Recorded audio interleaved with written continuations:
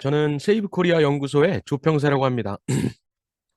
가능하신 분들은, 줌에 계신 분들은 스크린을 켜주시면 감사하겠고요. 지금 66명 들어왔고, 여기 온라인 유튜브 상으로도 한 7개 채널에서 한 200명 정도, 300명 정도 들어와 있습니다. 지금 라이브로 진행되고 있고요. 일단 세이브 코리아와 또 연금개혁 청년행동에서 주최하는 오늘 세미나에 오신 것을 환영합니다. 오늘 주제는 연금개혁인데, 우리는 연금개혁이라고 부르고 있습니다.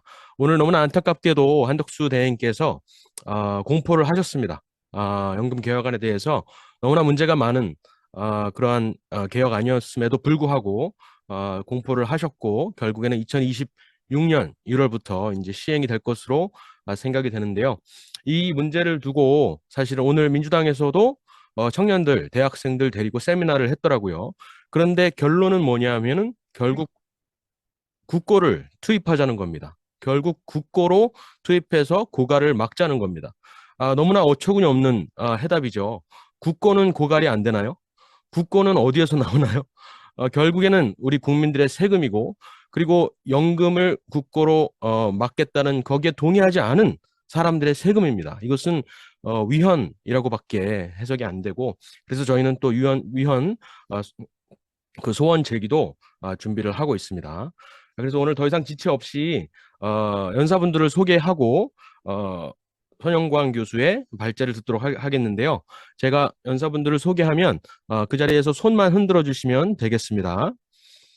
먼저 옥동석 교수님 들어와 계시죠? 조세재정 입니다. 네, 안녕하세요. 네. 그리고 윤희숙 원장님 들어와 계시 예, 안녕하세요. 그리고 박수영 의원님 예, 들어와 계십니다. 전한규 선생님 예, 요즘 몸이 5개 정도 되시는 것 같아요. 뭐 곳곳에서 보시는 것 같은데.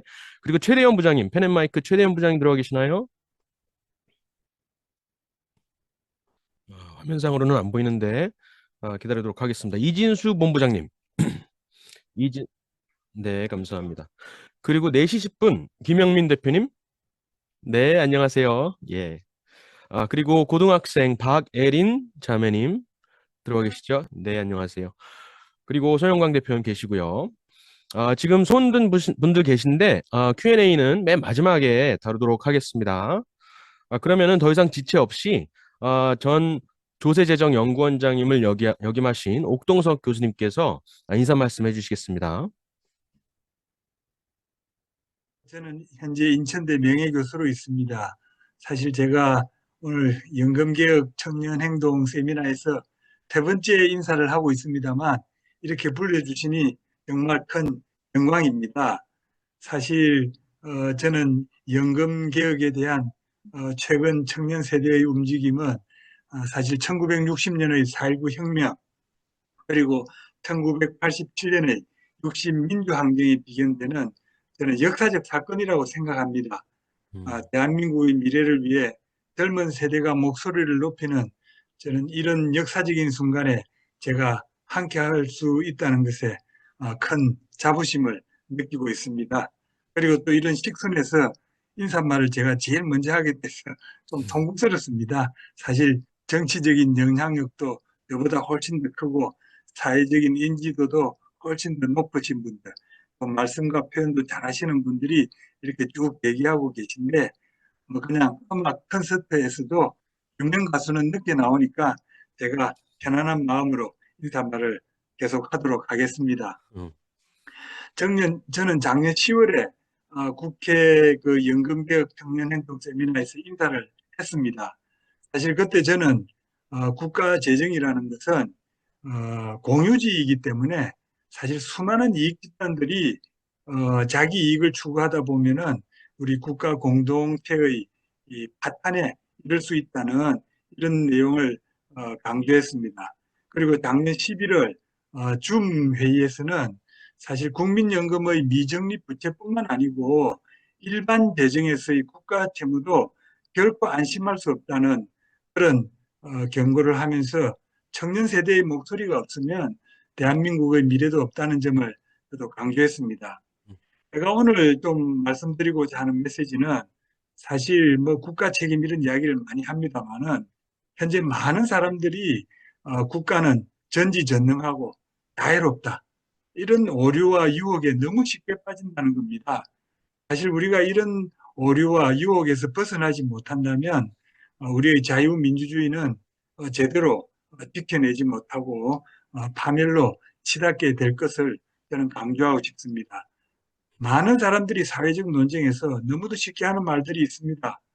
그건 국가 책임이야. 국가라면 당연히 그렇게 해야지. 또는 이게 과연 국가인가? 그런데 이 말씀들을 잘 분석을 해보면은 음, 국가라는 별도의 인격체가 우리 국민들과 별개로 어딘가에 존재한다는 그런 믿음을 가지고 있는 것 같습니다. 음, 과연 우리 사회에 각각의 국민들과 구분되어 있는 이런 국가라는 별개의 인격체가 존재합니까? 음, 사실 법적으로는 국가가 별도의 법인격을 갖고 있습니다만은 그건 사회계약의 어떤 구심점을 표현하는 편의상 개념일 뿐입니다. 사실 국가라는 실질은 우리 국민들의 단순한 집합체라는 거, 이걸 저는 명심해야 되겠다. 사실 국가를 이 국민 개개인과 별도로 존재하는 어떤 인격체라는 것은 사실 절대 왕정 시대의 유산입니다. 절대 왕정에서는 국왕이라는 별개의 인격체가 존재했고, 그때는 또 국민들이 국왕이라는 존재가 전지전능하고 자유롭다라는 인식을 가졌습니다. 그래야만 그 왕조가 유지되고 지속 가능하지 않겠습니까? 음, 그런데 사실 또 절대 왕정에서는 국민들이 이러한 인식에서 벗어나지 못하도록 사상적 통제도 엄격하게 했습니다. 음, 그런데 근대에 들어와 가지고도 보면은 1인 독재, 일당 독재의 사회에서는 이러한 이념적 유산에서 많은 국민들이 빠져 있습니다. 벗어나지 못하고 있습니다. 사실 우리가 자유민주주의를 지켜내려면은 국가에 대한 이러한 인식에서 벗어나야 된다고 봅니다. 음, 그래야만이 국가의 책임이 아니라 우리 공동체의 책임이고 곧 우리와 나의 책임이라는 인식이 성립할 수 있다고 봅니다. 음, 사실 우리 지금 우리 공동체의 핵심적인 과제는 연금 문제와 재정 문제입니다. 지금 이 시기에 청년들이 목소리를 내지 않으면은 정치인들과 관료들은 미래 세대의 빚을 떠넘기는 손쉬운 선택을 할 수밖에 없습니다. 그래야만 이들은 현직에 있는 동안 아무런 문제가 없지 않겠습니까? 그래서 저는 이런 효과적으로 목소리를 내는 방법에 대해서는 물론 정치인들과 언론인들의 도움을 많이 받아야 되겠습니다만은 하여간 우리 이런 일에 어, 저도 기성세대의 일원입니다만은 나서야 되겠다는 생각을 하고 있습니다. 음, 연금 문제와 재정 문제에 대한 목소리는 물론 오늘 거부권을 행사하지 않는다는 그런 뉴스가 있었습니다만은 저는 시작점에 있다고 생각합니다. 음, 그리고 우리가 이 시작을 하는 것은 할 때는 우리가 올바른 방향으로 하고 있다는 확신이 있어야 되겠습니다. 음, 저는 한 40년간 재정을 연구를 한 사람으로서 우리의 이 시작은 거대한 역사적 흐름을 올바른 방향으로 인도할 수 있는 린치핀 역할을 하리라고 봅니다. 음. 우리 모두 자신을 갖고 나아갔으면 좋겠습니다. 감사합니다. 네, 교수님. 참 감사합니다. 지난번에도 그 세미나 때 인사 말씀 해주셨는데, 코멘트 해주셨는데, 그때도 정말 그 청년들뿐만 아니라 미래 세대 또 나라를 위해서 그 진심이 참 느껴졌었는데, 오늘도 마찬가지였습니다. 참 감사드립니다. 그러면 다음으로 박수영 의원님 들어와 계시죠? 박수영 의원님께서 코멘트 잠깐 해주시겠습니다. 예, 박수영입니다. 소리 잘 들리시나요? 네, 잘 들립니다. 소리 들리시나요? 네, 들립니다. 네네. 예, 저는 옥동석 박사님과는 약 30년 전에 재정개혁을 위해서 같이 음, 근무를 했었던 적이 있었습니다. 저희들이 옥 교수님과 제가 전부 과장 때입니다. 30년 음, 전이. 그런데 30년이 지난 지금도 우리가 같은 주제로 이렇게 같이 또 고민하고 있다는 사실이 정말 우리 사회가 얼마나 발전이 더디고 과거의 굴레를 벗어나지 못하고 있는가 하는 것을 다시 한번 생각해 보게 됩니다. 저는 현직 국회의원으로서 정말 죄송하게 생각합니다. 이 막았어야 될 법을 계약을 막지 못하고 본회의를 통과하게 만든 데 대해서 굉장히 죄송하게 생각합니다. 다만 약간의 희망의 싹을 볼 수 있었던 것은 이 여야 그리고 국회의장 양당 원내대표가 합의를 한 법안으로 본회의에 올라갔지만은 84명이라고 하는 현직 국회의원 약 3분의 1 조금 못 되는 사람들이 반대표를 던졌다는 거. 여기는 또 반대 또는 기권을 했는데 상당히 의미 있는 게 아닌가 하는 생각을 하고 있고요. 우리 당으로서도 표결에 참여한 의원의 과반수가 반대 또는 기권표를 던져서 그 법안이 계약이라는 거에 대해서 과반 이상의 의원들이 동의하고 있다 하는 데서는 약간의 희망을 찾을 수 있었다고 생각을 합니다. 그래서 이게 오늘 거부권 행사는 되지 않았지만 연금 특위는 만들어졌는데 문제는 연금 특위에 들어간 사람들의 면면을 보면 우리 국민의힘에서는 절반을 연금법 개정안에 대해서 반대표를 던졌던 30대 세 사람이 들어가 있어서 이제 개혁을 제대로 하겠다 싶은 생각이 있고, 그런데 야당이 뽑은 7명을 보면 오히려 이 법안을 뭐 아주 더 강화해서 50%까지 소득 대체를 바꾸고자 하는 사람들이 들어있고 민노총 출신도 2사람이나 지금 들어가 있기 때문에 이건 뭐 사실 연금 특위가 제대로 돌아가지는 않을 것이다. 하지만 논의는 계속해야 될 것이고 이슈는 만들어야 될 것이라고 생각을 합니다. 이게 연금 특위는 99% 실패할 것이다. 21대와 똑같이 끝까지 진행만 하면서 아무것도 건진 게 없는 상태가 될 것이라고 생각을 합니다.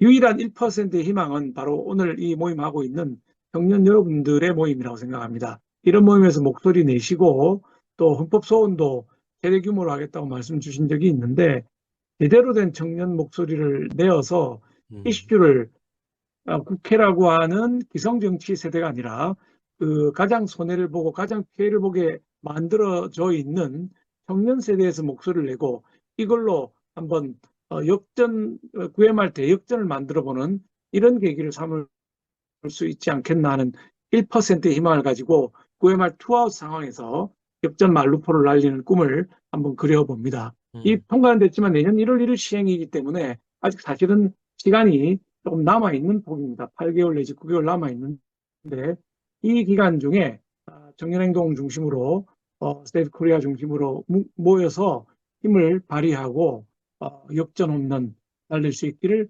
기대합니다. 감사합니다. 네, 의원님 감사합니다.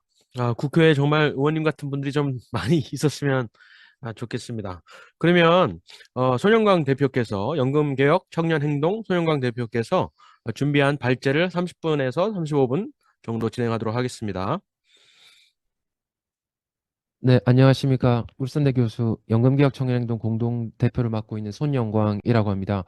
네, 오늘 또 한덕수 권한대행이 이 법을 이제 그대로 통과시키셨는데 국민연금 이번 여야 합의가 무엇이 문제인가를 말씀드리고 또 앞으로 어떻게 가야 될지에 대해서 말씀드리려고 합니다. 그리고 제가 부제목으로 이렇게 잡아봤습니다. 민노총에 빨대 꽂힌 연금 노예 세대. 네, 지금 태어나고 있는 알파 세대는 월급의 3, 40%를 이제 연금으로 납부를 해 줘야 되거든요. 이제 그 문제를 왜 그런 구조가 와 있는가? 대한민국의 지금 연금 역사는 어떻게 됐는가? 누가 이거를 반대하고 있는가? 이런 것들을 적나라하게 오늘 말씀드리려고 합니다. 먼저 우리나라 부채를 보면 이렇습니다.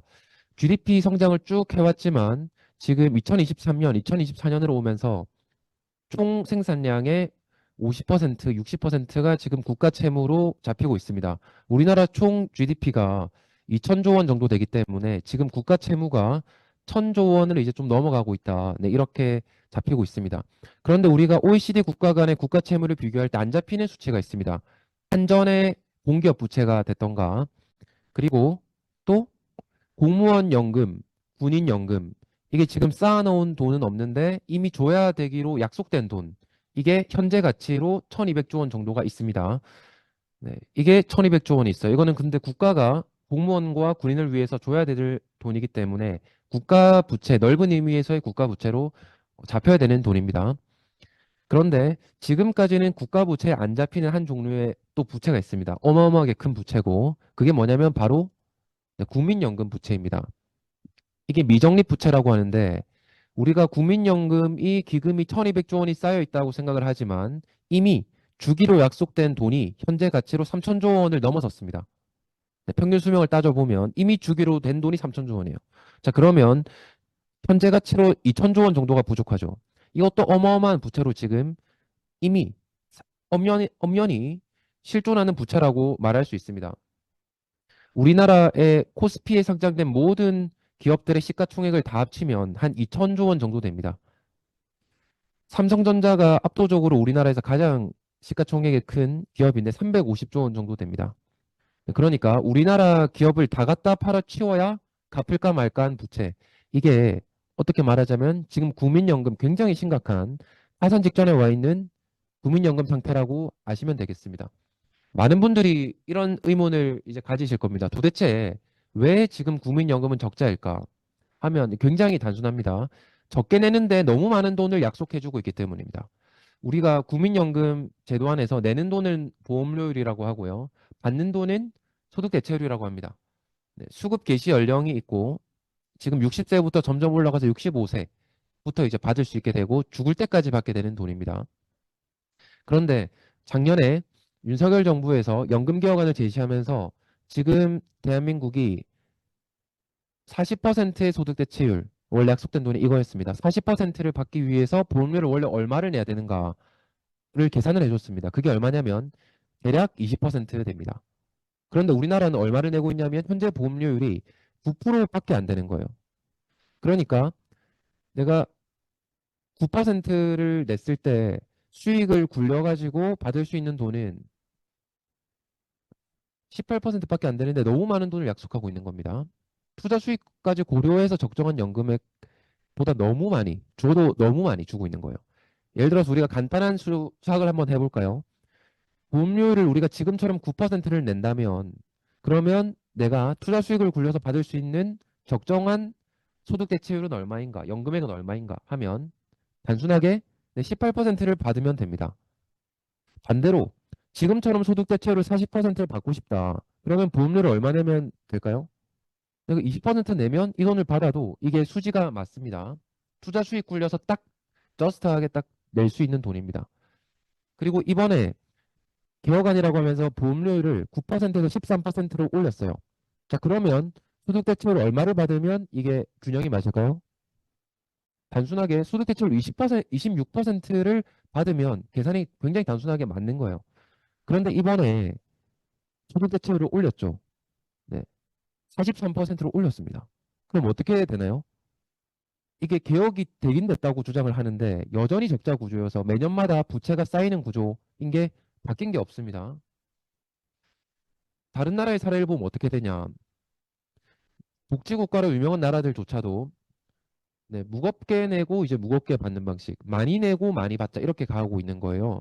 여기 스웨덴의 사례를 보면 보험료가 18%가 넘습니다. 우리나라의 2배가 넘죠. 우리나라의 2배를 넘게 내고 받는 돈은 얼마냐? 소득 대체율이 3, 40% 사이 때가 있어요. 우리나라보다 적게 받습니다. 그러니까 많이 내고 많이 받자 이렇게 가고 있는 게 상식적인 겁니다. 많이 내고 많이 받거나 적게 내고 적게 받아야 돼요. 그런데 우리나라는 대단한 나라라고 해야 될 것 같은데 적게 내도 많이 줄게. 이거를 약속해 왔습니다. 굉장히 오랫동안. 30년, 40년 동안. 이게 쌓였기 때문에 매년마다 부채가 사실상 20조 원, 30조 원, 50조 원씩 늘어서 지금 2천조 원까지 와버린 거예요. 그런데 우리가 아주 상식적으로 공짜는 없다는 게 경제학의 굉장한 상식입니다. 투자에서도. 도대체 그러면 우리가 도대체 이렇게 적게 냈는데도 왜 이렇게 많이 받을 수 있냐 궁금한 거죠. 누가 도대체 이 빚을 갚을까? 네, 이 얘기를 해야 되는 겁니다. 그리고 최근에 논란되는 게 있습니다. 어떤 분이 진 어르신이라고 하면서 인증을 하면서 국민연금공단에서 온 이 납부 내역서를 사진으로 찍어서 인터넷에 공개를 했습니다. 보면 99개월에 걸쳐서 이분이 내신 돈은 650만 원입니다. 그런데 받은 돈이 이미 1억 2천만 원을 받으셨어요. 얼마냐 하면 23년 동안 18배를 받으셨습니다. 그런데 이분이 아직 돌아가신 분이 아닐 테니까 점점 더 받으실 거예요. 그럼 이제 1억 3천만 원, 1억 4천만 원 이렇게 받으실 수 있는 거죠. 그런데 여러분들 이런 의문이 드실 거예요. 아니, 아까 전에 낸 돈을만큼 받으면 9%에 해당하는 건 20%인데 40% 약속이면 낸 거에 2배를 받는 거잖아. 근데 왜 18배, 20배를 받는 거지? 궁금하실 거예요. 아니, 2배를 받는 게 아니라 20배를 받아버리네. 현실입니다. 왜 이렇게 되냐면 우리나라에는 국민연금엔 두 가지 제도가 있어요. 첫 번째, 처음에 내가 연금 수급 개시해가 돼서 처음 연금을 받을 때 재평가율이라는 게 있습니다. 네, 재평가율이 뭐냐? 내가 1988년도에 연금을 낸 게 있어요. 그때 내 월급이 100만 원으로 냈다고 하면 그동안 월급이 이제 늘었다는 거죠. 그래서 8.25배를 곱해서 계산해 줍니다. 당시에 월급을 825만 원 벌어서 그거에 해당하는 돈을 낸 걸로 계산을 해줘요. 이게 재평가율이라는 개념입니다. 그래서 예를 들어서 2000년도에 낸 돈이 있다. 그러면 그거에 낸 돈을 2.429배를 해줘서 그 정도를 냈다고 계산을 해줍니다. 네, 그러니까 지난 시간 동안의 인플레이션, 지난 시간 동안에 월급이 평균 상승한 거 이런 것들 다 계산해서 줍니다. 그러니까 2배가 아니라 그것까지 해서 또 더 많아지는 거예요. 그리고 처음 이렇게 연금 수급을 받았다. 그 다음 해부터는 어떻게 되냐? 라고 하면 매년 물가 상승률만큼 연금액을 또 상승시켜줘요. 네. 그런데 사적 연금 보험에서는 이렇게 안 해줍니다. 이렇게 해가지고는 절대 수익이 안 나요. 삼성생명 뭐 이런 거 전부 다 망합니다. 그런데 국민연금공단은 수익률도 굉장히 애초에 높게 설정돼 있는데 거기다가 재평가까지 해주고 물가 상승률까지 다 쳐주니까 이게 나만 아질 않는 거예요. 보험 계리사 분과 함께 전문 보험 계리사 분과 함께 사적 연금 그러니까 삼성생명이라던가 아니면 다른 많은 보험사가 있죠. 네, 그쪽에서의 보험 상품과 국민연금을 비교를 해봤습니다. 도대체 수익률이 얼마나 나오냐? 이거를 계산을 얼마 전에 같이 해봤습니다. 그 결과를 말씀드리겠습니다. 민간에 있는 한 K사가 있어요. 여기서 있는 연금보험 상품의 복리 수익률을 따져보니까 한 2% 나옵니다. 그러니까 한 1억 원을 내가 만약에 어쨌거나 납부를 했다. 30년 복리로 따졌을 때 한 1억 7천만 원 받는 거예요. 이거는 굉장히 여러분 상식적이죠. 굉장히 뭔가 느낌이. 또 어떤 민간에 있는 S사가 있습니다. 여기는 1억 원을 넣으면 30년이 지났을 때 2.5억 원 주는 거나 마찬가지예요. 대략 한 3% 수익률이 나옵니다. 그러니까 이자율보다 약간 높거나 네, 수익을 약간 굴려가지고 그 정도로 나눠주는 거예요. 가입자들한테. 굉장히 우리가 이해할 수 있는 제도예요. 그런데 국민연금을 똑같이 계산을 해봤어요. 얼마가 나오냐? 국민연금은 1960년생으로 가입하신 분이 이제 평균 월급으로 넣었을 경우에 복리 수익률이 13%가 나옵니다. 근데 우리가 연금을 수십 년 가입하죠. 무슨 말이냐면 1억 원을 냈다고 하면 한 30년 후에 36억 원으로 돌려줘요. 이게 1960년생이 가입했을 때의 수익률이 이 정도가 나옵니다. 너무 차이가 많이 나죠. 그리고 임의가입 제도라는 제도가 있어요. 연금을 어, 적게 신고해서 적게 내도 이제 연금을 많이 주는 그런 제도가 있습니다. 그런데 이 경우에는 복리 수익률이 평균 수명만큼 살았을 때 얘기해요. 16%가 나옵니다. 16%. 이거는 1억을 냈다. 30년 후에 82억 원으로 돌려주는 거랑 똑같은 효과를 가집니다. 물론 여러분들이 이거는 평균 수명만큼 살았을 때의 얘기고요.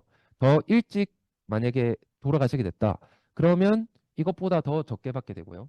왜냐하면 연금이라고 하는 거는 내가 죽을 때까지 준다는 거예요. 그리고 만약에 내가 생각보다 더 오래 살아서 100살까지 살았다. 그러면 이것보다 수익률이 굉장히 높아집니다. 복리 수익률이 20%인 거나 마찬가지인 정도가 되죠. 전 세계 엄청난 이 정도 규모의 기금을 운영하면서 복리 수익률이 안정적으로 10% 이상 나온다? 이런 펀드 매니저는 존재하지 않습니다. 네. 전 세계에 뭐 한 명, 역사적으로 그 정도입니다. 1,000조 원의 기금을 운영하면서 불가능한 거예요. 그런데 그 불가능한 거를 국민연금은 약속하고 있습니다. 굉장히 이상하다는 걸 우리가 알아야 돼요. 이런 걸 통해서도. 그런데 어떤 분이 이런 질문을 하실 수 있어요. 아니, 그런데 국민연금이 1,200조 원이나 쌓여 있잖아. 무슨 부채 같은 소리야. 쌓여 있는데. 부채면 쌓여 있으면 안 되지. 어떻게 쌓여 있냐라고 하는데 이거는 제도를 이해하면 이해할 수 있어요. 우리나라의 연금 제도는 다른 선진국과 달리 얼마 제도가 안 됐기 때문에 30년밖에 안 됐기 때문에 돈이 쌓여 있는 것처럼 보이는 착시 효과입니다. 네, 이거를 설명하기 위해서 제가 하나 그래프를 그려봤습니다. 우리나라가 전 국민을 대상자로 해서 국민연금을 의무화시킨 게 1998년도가 됩니다. 그런데 연금이라는 거는 특징이 뭐냐? 처음에는 내기만 내요. 예를 들어서 지금 세이브 코리아 연구소장인 조평세 박사님도 이제 40대이신데 지금 지난 시간 동안 연금을 처음에 연금제도를 시작하면 내기만 내는 거지. 아직 받아가려고 하면 30년 후에 받아가는 거잖아요. 평균적으로. 그래서 연금제도를 시작하면 한 30년 정도 동안은 우리나라 연금제도 안에서 연금이 쌓이기만 쌓이게 돼 있어요. 받아가시는 분이 존재하지 않습니다. 이때는. 굉장히 적어요. 그런데 30년, 40년이 지나게 되면 처음 제도가 시작하고 연금을 이제 몇십 년 납부하셨던 분들, 이런 분들이 본격적으로 이제 받아가시게 됩니다. 그리고 받아가시는 분도 있지만 여전히 내는 사람도 있어요. 그러니까 연금이 정상적으로 운영된다고 하면 우리가 생각하는 상식으로는 이 기금이 유지가 돼야 됩니다. 어느 정도. 그래야 이 안에서 주고 또 낸 사람이 있으니까 쌓아놔야겠죠, 당연히. 이게 정상이라고 생각을 할 텐데 우리나라는 지금 연금 1기가 이제 끝나가는 중이라고 생각하시면 됩니다. 그러니까 이때는 당연히 쌓이는 거예요. 그런데 우리나라는 어떻게 되나? 연금 2기에 돌입하면서 낸 돈에 비해서 너무 많은 돈을 약속하고 있죠. 순식간에 고꾸라집니다. 네, 순식간에 고꾸라져서 지금 예상되는 거는 2041년에 이 피크를 찍고 14년 만에 네, 피크 1800조 원을 다 털어먹게 돼 있어요. 네, 14년 만에 2000조 원 가량을 다 털어먹는다. 이 어마어마한 속도입니다. 어마어마한 속도. 우리나라 주식시장 붕괴될 수도 있겠죠. 굉장히 걱정되는 대목입니다. 거기다가 또 하나 더 심각한 문제가 있어요. 자, 고갈되면 그 다음 어떻게 되지? 약속된 연금을 안 주는 건가? 그렇지는 않아요. 우리나라 기본적으로 이제 해석하는 걸로는 기금이 소진되면 부가식으로 전환한다고 합니다. 이게 뭐냐? 자, 돈이 쌓여 있을 때 완전 적립 방식 처음에는 돈이 1200조 원 이렇게 쌓여 있으니까 여기서 어쨌거나 주면 돼요. 연금을 주면 되는 것처럼 느껴져요. 그런데 고갈이 됐습니다. 고갈이 되면 어떻게 될까요? 원래 200조 원을 주기로 약속된 돈이 있는데 이게 약속된 돈이에요. 그런데 보험료율 9% 거두니까 50조 원밖에 안 나와요. 200조를 줘야 되는데 50조 원밖에 안 나온다? 그러면 보험료율을 그 4배로 늘리면 됩니다. 이게 바로 부가식이에요. 그래서 2055년에 고갈 예정으로 지금 알려져 있는데 이때 보험료율이 그러니까 이때 근로하는 세대, 미래 세대입니다. 미래 세대는 보험료율이 9%였던 게 갑자기 27%, 28%로 점프돼 있는 걸로 지금 예정돼 있어요. 거기에다가 점점 올라가겠죠. 그래서 35%까지 올라갑니다. 그런데 지금 이거는 출산율을 1.2로 추산해서 이 정도가 올라갑니다. 근데 출산율이 지금 0.7, 막 0.8 또 안 되고 있잖아요. 이렇게 되면 더 적은 인구가 이걸 다 내줘야 되기 때문에 월급의 40%막 이렇게 내야 되는 거예요. 이것만 있는 게 아니죠. 건강보험도 있습니다. 건강보험도 노인이 많아지고 일하는 사람 적으면 더 많이 내야 돼요. 지금 점점점 올라와서 8%까지 올라왔습니다. 근데 이게 더 올라간다? 4대 보험까지 합치면 그러면 월급의 50%, 60% 내야 돼요. 소득세까지 내야 돼요. 그러면 사실상 우리 미래 세대가 월급의 60% 이상을 사실상 세금으로 낸다?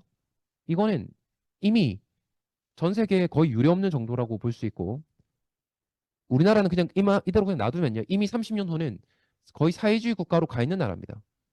5일 중에서 주 5일 일하는데 3일이 나를 위해서 일하는 게 아니라 국가를 위해서 일을 한다. 정부를 위해서 일을 한다. 단 2일만이 내 돈을 버는 날이다. 이거는 이미 우리나라는 사회주의 국가 앞에 코앞에 와 있는 거예요. 이 그래프를 보면 우리가 정확하게 도대체 무슨 구도로 이 연금 구조가 흘러간지 이해할 수 있습니다. 지금 이것은 세대별로 태어난 출생 연도별로 내가 평생 내야 되는 평균 보험료율입니다. 보시면 1960년생은 평균 보험료율이 7.6% 해서 9%, 9%, 9% 이렇게 쭉 갑니다. 그런데 내가 지금 소득 대체율을 40% 받으려고 하면 19.7% 내는 게 정상이거든요. 근데 굉장히 적게 내는 세대가 있죠. 심지어 저도 그렇습니다. 1991년생입니다, 저는. 근데 제가 65세가 됐을 때가 1955년도예요. 근데 1955년도까지는 고갈이 안 되기 때문에 저는 보험료를 계속 9%만 내면 돼요. 그러니까 저는 평균 생애 보험료율이 9%밖에 안 됩니다. 하지만 저도 소득 대체율 40% 이상을 약속받아요. 그러면 저도 미래 세대를 착취하는 세대죠. 저도 혜택만 보는 세대입니다. 1990년생도 30대도요. 근데 문제는 뭐냐? 이걸 누가 내야 되냐? 고갈된 이후부터 그 월급의 30%, 40%를 내야 될 세대, 총 2000년생, 2005년생, 2015년생 이 친구들이 그걸 다 부담해야 됩니다. 정확하죠? 35년생밖에 안 적었지만 40년생도 있어요. 이 친구들 더 내야 됩니다. 이게 정확하게 우리가 이해할 수 있어요. 아, 이게 내가 안 낸 돈을 누가 내주냐 하면 미래 세대가 내주는 거예요. 정확하게 세대 갈등 구조입니다. 누가 이렇게 말해요. 왜 세대 갈등을 조장하냐? 실제로 문제도 아닌 거를. 근데 저는 이렇게 말씀드리고 싶습니다. 아니, 세대 갈등 구조가 맞습니다. 세대 갈등 구조로 만들어 놓고 왜 2025년생한테 불만이냐? 여러분, 사실 저도 피해자가 아니에요. 저도. 아직 저까지는 피해자가 아닙니다. 그런데 제가 얼마 전에 SBS 토론에 나가서 민노총 정책연구원장님께 이런 말씀을 드렸습니다. 여러분, 저는 제가 불만이라는 게 아니라 저도 지금 3살, 5살 자녀가 있습니다. 그런데 저는 제 자녀를 착취하고 싶지가 않습니다. 라는 거예요. 지금 제 자녀가 2021년생, 2023년생이 있습니다. 저는 제 자녀를 착취하고 싶지 않습니다. 라는 거예요. 2030 세대를 이기적이라고 생각하시면 안 된다고 저는 생각합니다. 2030 세대는 우리가 자녀를 낳아야 되는데 나도 자녀를 낳고 싶다. 이렇게 만들어 놓으면 어떻게 자녀를 낳을 수 있냐라는 겁니다. 엄밀하게 말하면요. 그러니까 우리가 폰지 사기라고 하는데요. 생산성이 없는 구조에서 서로 돈을 서로 나눠 주고 받고만 하는데도 이게 다 돈을 버는 사람이 있다. 이게 굉장히 이상한 거예요. 보세요. 처음 사람이 2억 받고 2억을 이득을 봤어요. 1억을 낸 사람은 그 다음 사람은 또 밑에 사람한테 2억을 받았습니다. 이 사람도 1억 벌었어요. 서로 돈을 나눠주기만 하는데 모든 사람이 돈을 벌어요. 모든 사람이 돈을 벌어요. 이게 말이 되나요?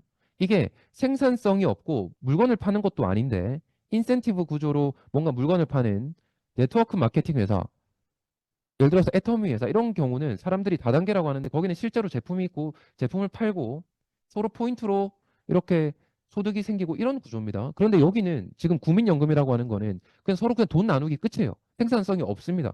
그런데 이 안에서 이게 굴러간대요. 우리가 상식으로 알고 있죠. 이거는 안 굴러간다는 거를. 이게 부채가 쌓이고 있는 중인 겁니다. 이거를 미래 세대가 다 내줘야 돼요. 그런데 미래 세대가 정체되거나 줄어든다? 그러면 이 부채가 다 떠맡아야 되는 겁니다. 누군가가. 국민연금 개혁 방향성에 대해서 말씀드리겠습니다. 우리가 사람들이 전문가라고 하지만 굉장히 복잡하게 설명하세요. 그런데 전 단순하게 이렇게 나누고 싶습니다. 첫 번째, 더 이상 이미 2천조 원이 부족해요. 부채가 2천조 원입니다. 그런데 앞으로 부채가 더 안 늘어나려고 하면요. 수지 균형을 맞춰줘야 앞으로 부채가 안 늘어납니다. 네, 부채가 줄어든다는 거 아닙니다. 적어도 2천조 원에서부터 부채가 안 늘어난다는 거예요. 그렇게 하려면 앞으로 수지를 딱 맞춰줘야 돼요. 예를 들어서 보험료율을 2배로 늘리던가. 네, 물론 개인과 사업자의 부담이 폭등하겠죠. 하지만 20%로 올려야 그나마 부채가 안 늘어납니다. 네, 부채가 줄어든다는 게 아니라 부채가 안 늘어나요. 두 번째, 아니면 받는 돈을 앞으로 줄인다고 약속을 하든가 받는 돈을 2분의 1로 줄이던가 네, 이런 방법이 있어요. 이렇게 해도 수지 균형은 맞겠죠. 그리고 신연금이라고 하기도 하는데 개인 계좌 형태로 가는 방법도 있습니다. 낸 만큼만 딱 받는 거예요. 네, 이런 방식도 있습니다. 자세하게 설명은 안 하겠습니다. 자, 여러분들은 뭐가 좋나요? 네, 1번을 선택하시거나 2번을 선택하시거나 3번이거나 여러분들은 선택하시면 되는 거예요. 이 안에서. 뭐 다양한 안이 있다고 말하는데 그 다양한 안들을 결국 이 베리에이션 안에서 우리가 설명할 수 있습니다. 여러분들은 뭘 선택하시겠습니까? 선택하시면 돼요. 더 많이 내자. 아니면 더 적게 받자. 선택하시면 됩니다. 그리고 두 번째 문제가 있어요. 우리가 모수개혁이라고 하는데 보험료를 높이든지 소득 대체율을 줄이든지 이래도 해결이 안 되는 게 있습니다. 뭐냐? 이미 약속된 연금, 이미 약속된 부채는 안 줄어들어요, 절대. 왜냐하면 과거에 약속된 돈대로 주기로 돼 있는 거거든요. 소득 대체율이 지금 40%인데 30%로 줄이면 부채가 줄어드냐? 안 줄어듭니다. 왜냐하면 과거에 낸 돈에 대해서는 이미 40%로 약속을 해놨기 때문이에요. 네, 이 구조를 이해를 잘 못하시는 분들이 있습니다. 제가 이거까지 설명하면 너무 복잡하기 때문에 하진 않지만 과거에 약속된 소득 대체율로 주게 돼 있어요. 과거에 낸 돈에 대해서는. 2천조 원 부채 안 줄어듭니다. 그러니까 지금 모수개혁이라고 하는 거에는 한계가 있다는 거예요. 자, 두 번째 문제입니다. 그러면 도대체 이 과거에 쌓아놓은 이 2천조 원의 부채를 도대체 어떻게 해결할 것인가? 이 얘기를 해야 됩니다. 이거를 섞어서 얘기하면 헷갈려요. 하지만 과거 문제를 도대체 누가 해결할래? 이거에 대한 이야기를 해야 되는 거예요. 이미 2025년에 현재 가치로 1,800조 원에서 2,000조 원의 미적립 부채가 존재합니다. 2,000조 원이 부족한 거예요. 이거를 누가 낼 것인가에 대한 문제가 있는데 우리가 이렇게 제가 나눠보겠습니다. 첫 번째, 미래 세대가 내라. 이게 현재 우리나라의 법입니다. 노인, 너희 젊은 세대가 부양해야지 당연히 라는 거예요. 근데 물론 너희 아버지는 아니고 너희 부모님은 아니고 다른 부모님이긴 한데 어쨌거나 네가 내야 돼 라는 게 세대 간 연대 원칙으로 우리나라가 만들어 놓은 지금 현재 구도예요. 여러분 이거 찬성하십니까? 월급의 3, 40% 내서 어쨌거나 너희들이 내라는 거예요. 지금 태어나고 있는 어린 아이들한테. 두 번째 안이 이거 있습니다. 제가 이거의 문제를 나중에 알려드리겠습니다. 현재 세대부터라도 해결하자. 지금 젊은 의원님들이 막 나오셔가지고 국고 투입을 찬성하시더라고요. 저는 아마도 이 의원님들이 연금에 대해서 잘 모르셔서 아직 공부가 안 되셔서 찬성한다고 생각합니다. 어쨌거나 현재 세대부터 1년에 세금을 막 3, 40조 원씩 투입하면 100년 내면 3천조 원 되잖아. 그러니까 세금으로 해결해주자라는 주장이 있어요. 이것도 여러분 뭔가 그럴듯해 보이죠? 상대적으로 나아 보이죠? 그리고 세 번째 안이 있습니다. 제가 세대로 구분을 해봤어요. 좀 너무 적나라할지 모르겠지만 이게 비교 구도를 싣기 때문에 일종의 과거 세대가 해결해 주자는 거예요. 우리가 낸 돈에 비해서 막 20배 타가고 30배 타가고 너무 많이 약속받았으니까 그래도 이거를 조금 조정하자라는 게 있습니다. 우리가 생각했던 것보다 평균 수명이 많이 늘어났어요. 우리가 한 연금을 20년만 드리면 될 줄 알았는데 100만 원씩 20년 드리면 될 줄 알았는데 100만 원씩 30년 주게 됐어요. 자, 그러면 더 오래 줘야 되니까 연금액을 100만 원이 아니라 60만 원으로 좀 줄입시다. 한 달에 드리는 돈을 60만 원으로 줄입시다. 이런 것들이 자동 조정 장치라는 거예요. 과도한 수령액을 감소시키자는 거예요. 이게 세대 간 공정의 원칙이라는 겁니다. 그런데 이거를 누가 우리나라에서 최초로 정치권에서 제안을 했냐? 작년에 윤석열 대통령이 윤석열 정부에서 정부개혁안이라고 하면서 사안을 냈습니다. 물론 욕을 어마어마하게 들어먹었죠. 근데 여러분 개인에 대한 지지를 떠나서 여러분 뭘 찬성하십니까? 1안을 찬성하십니까? 2안을 찬성하십니까? 3안을 찬성하십니까? 정치적이지 않고 여러분들이 이걸 보고 선택하셨으면 좋겠어요. 2천조 원을 부채를 해결하지 않고 미래라든가 나중에 누가 내라라고 할 것인지 아니면 당장 약속된 돈을 줄여버리면 2천조 원 자체가 퍼벅 줄어들어버려요. 어떻게 적용할지에 따라서 조금씩 다르겠지만 미적립 부채가 당장 지금 적용해버리면 1,000조 원으로 순식간에 줄어들 수도 있고요. 500조 원으로 줄어들 수도 있고 이 줄일 수 있는 다양한 자동 조정 장치의 강약에 따라서요. 할 수 있습니다. 여러분은 약속받은 과도한 금액을 줄이시겠습니까? 아니면 어쨌거나 미래 세대한테 넘기시겠습니까? 정확하게 이런 구도입니다. 보험료 급증시킬래? 국고 투입을 할까? 아니면 과도한 연금을 좀 우리가 삭감을 할까? 정치적으로는 이 말 하기 굉장히 어렵죠. 정치인 중에 이 얘기하는 사람이 사실 어디 있습니까? 없죠, 사실. 표 떨어질까 봐. 하지만 청년들이 목소리를 내면 표 떨어질까 봐가 아니지 않을까라고 이제 기대를 하고 있습니다. 그 다음으로 대한민국 연금 역사를 말씀드리겠습니다. 대한민국은 1988년도에 처음 국민연금 제도를 도입했습니다. 다른 선진국에 비해서 굉장히 늦게 도입을 했죠. 왜냐하면 우리나라는 원래 못 살았으니까 늦게 도입을 했습니다. 그런데 보시면 굉장히 놀랍겠지만 처음에는 보험료를 겨우 3% 내고 70%나 약속을 했어요. 그리고 60세부터 줬습니다. 그리고 나서 5년 후에 6%, 10년 후에는 9%로 올라가는 걸로 이미 정해져 있었어요. 그리고 이 10년 동안은 10인 이상의 사업장들만 의무 가입했습니다. 그래서 굉장히 적게 내고 굉장히 많이 줬는데 약속해줬는데 놀랍게도 이때는 대기업과 중견기업을 다니시는 분들, 네, 뭐 민노총도 당연히 다 그렇겠죠. 안정적인 직장을 다니시는 대기업 종사자들이 이때의 혜택을 전부 다 보게 됐어요. 놀랍게도. 어쨌거나 그렇게 됐습니다. 그리고 나서 1998년도에 김대중 정부에서 1차 개혁을 했습니다. 너무 적게 내고 너무 많이 받잖아요. 그래서 소득 대체율을 10% 깎았어요. 어쨌거나 뭐 마이너스 1000점짜리가 마이너스 900점이 됐어요. 네, 그래도 약간 예전보다 조금 나아졌다고도 뭐 말할 수 있겠죠. 그렇습니다. 그리고 또 10년이 지나서 노무현 정부가 이런 얘기를 합니다. 좌회전 깜빡이를 켜고 우회전을 했다. 원래 좌파에서 당선됐다고는 하지만 보니까 이 그대로 놔두면 큰일 나겠거든요. 그래서 노무현 정부에서 대단한 대통령으로 저는 생각합니다. 이분이 자신의 지지층을 일부 희생하면서도 2차 개혁, 연금 개혁을 해냅니다. 어쨌거나 결과가 어떻게 됐냐 하면 보험료는 높이지 말자. 하지만 당장 소득 대체율 10% 떨어뜨리고 앞으로 20년에 걸쳐서 천천히 또 10%더 떨어뜨리자. 그래서 40%까지 가자고 말을 한 거예요. 자, 그러면 근데 문제는 뭐죠? 개혁이 되긴 됐는데 여전히 적자 구조예요. 9% 내고 40%면 여전히 적자입니다. 네, 어쨌거나 지금까지 온 게 이렇게 됐습니다. 그 다음 제가 역사를 말씀드리겠습니다. 노무현 대통령을 따랐다고 주장하시는데 저는 연금을 봤을 때 이해하기 어렵다고 봅니다. 문재인 대통령이 됐는데 이제 공무원들이 가지고 왔어요. 보건복지부에서. 큰일 났습니다. 국민연금 개혁해야 됩니다. 하니까 더 많이 내거나 더 적게 받아야 됩니다. 라고 하니까 문석열이 아니라 죄송합니다. 문재인 대통령이 눈높이에 맞지 않다. 전면 재검토하라 라고 했습니다. 적게 내면서도 많이 받는 안을 찾아라.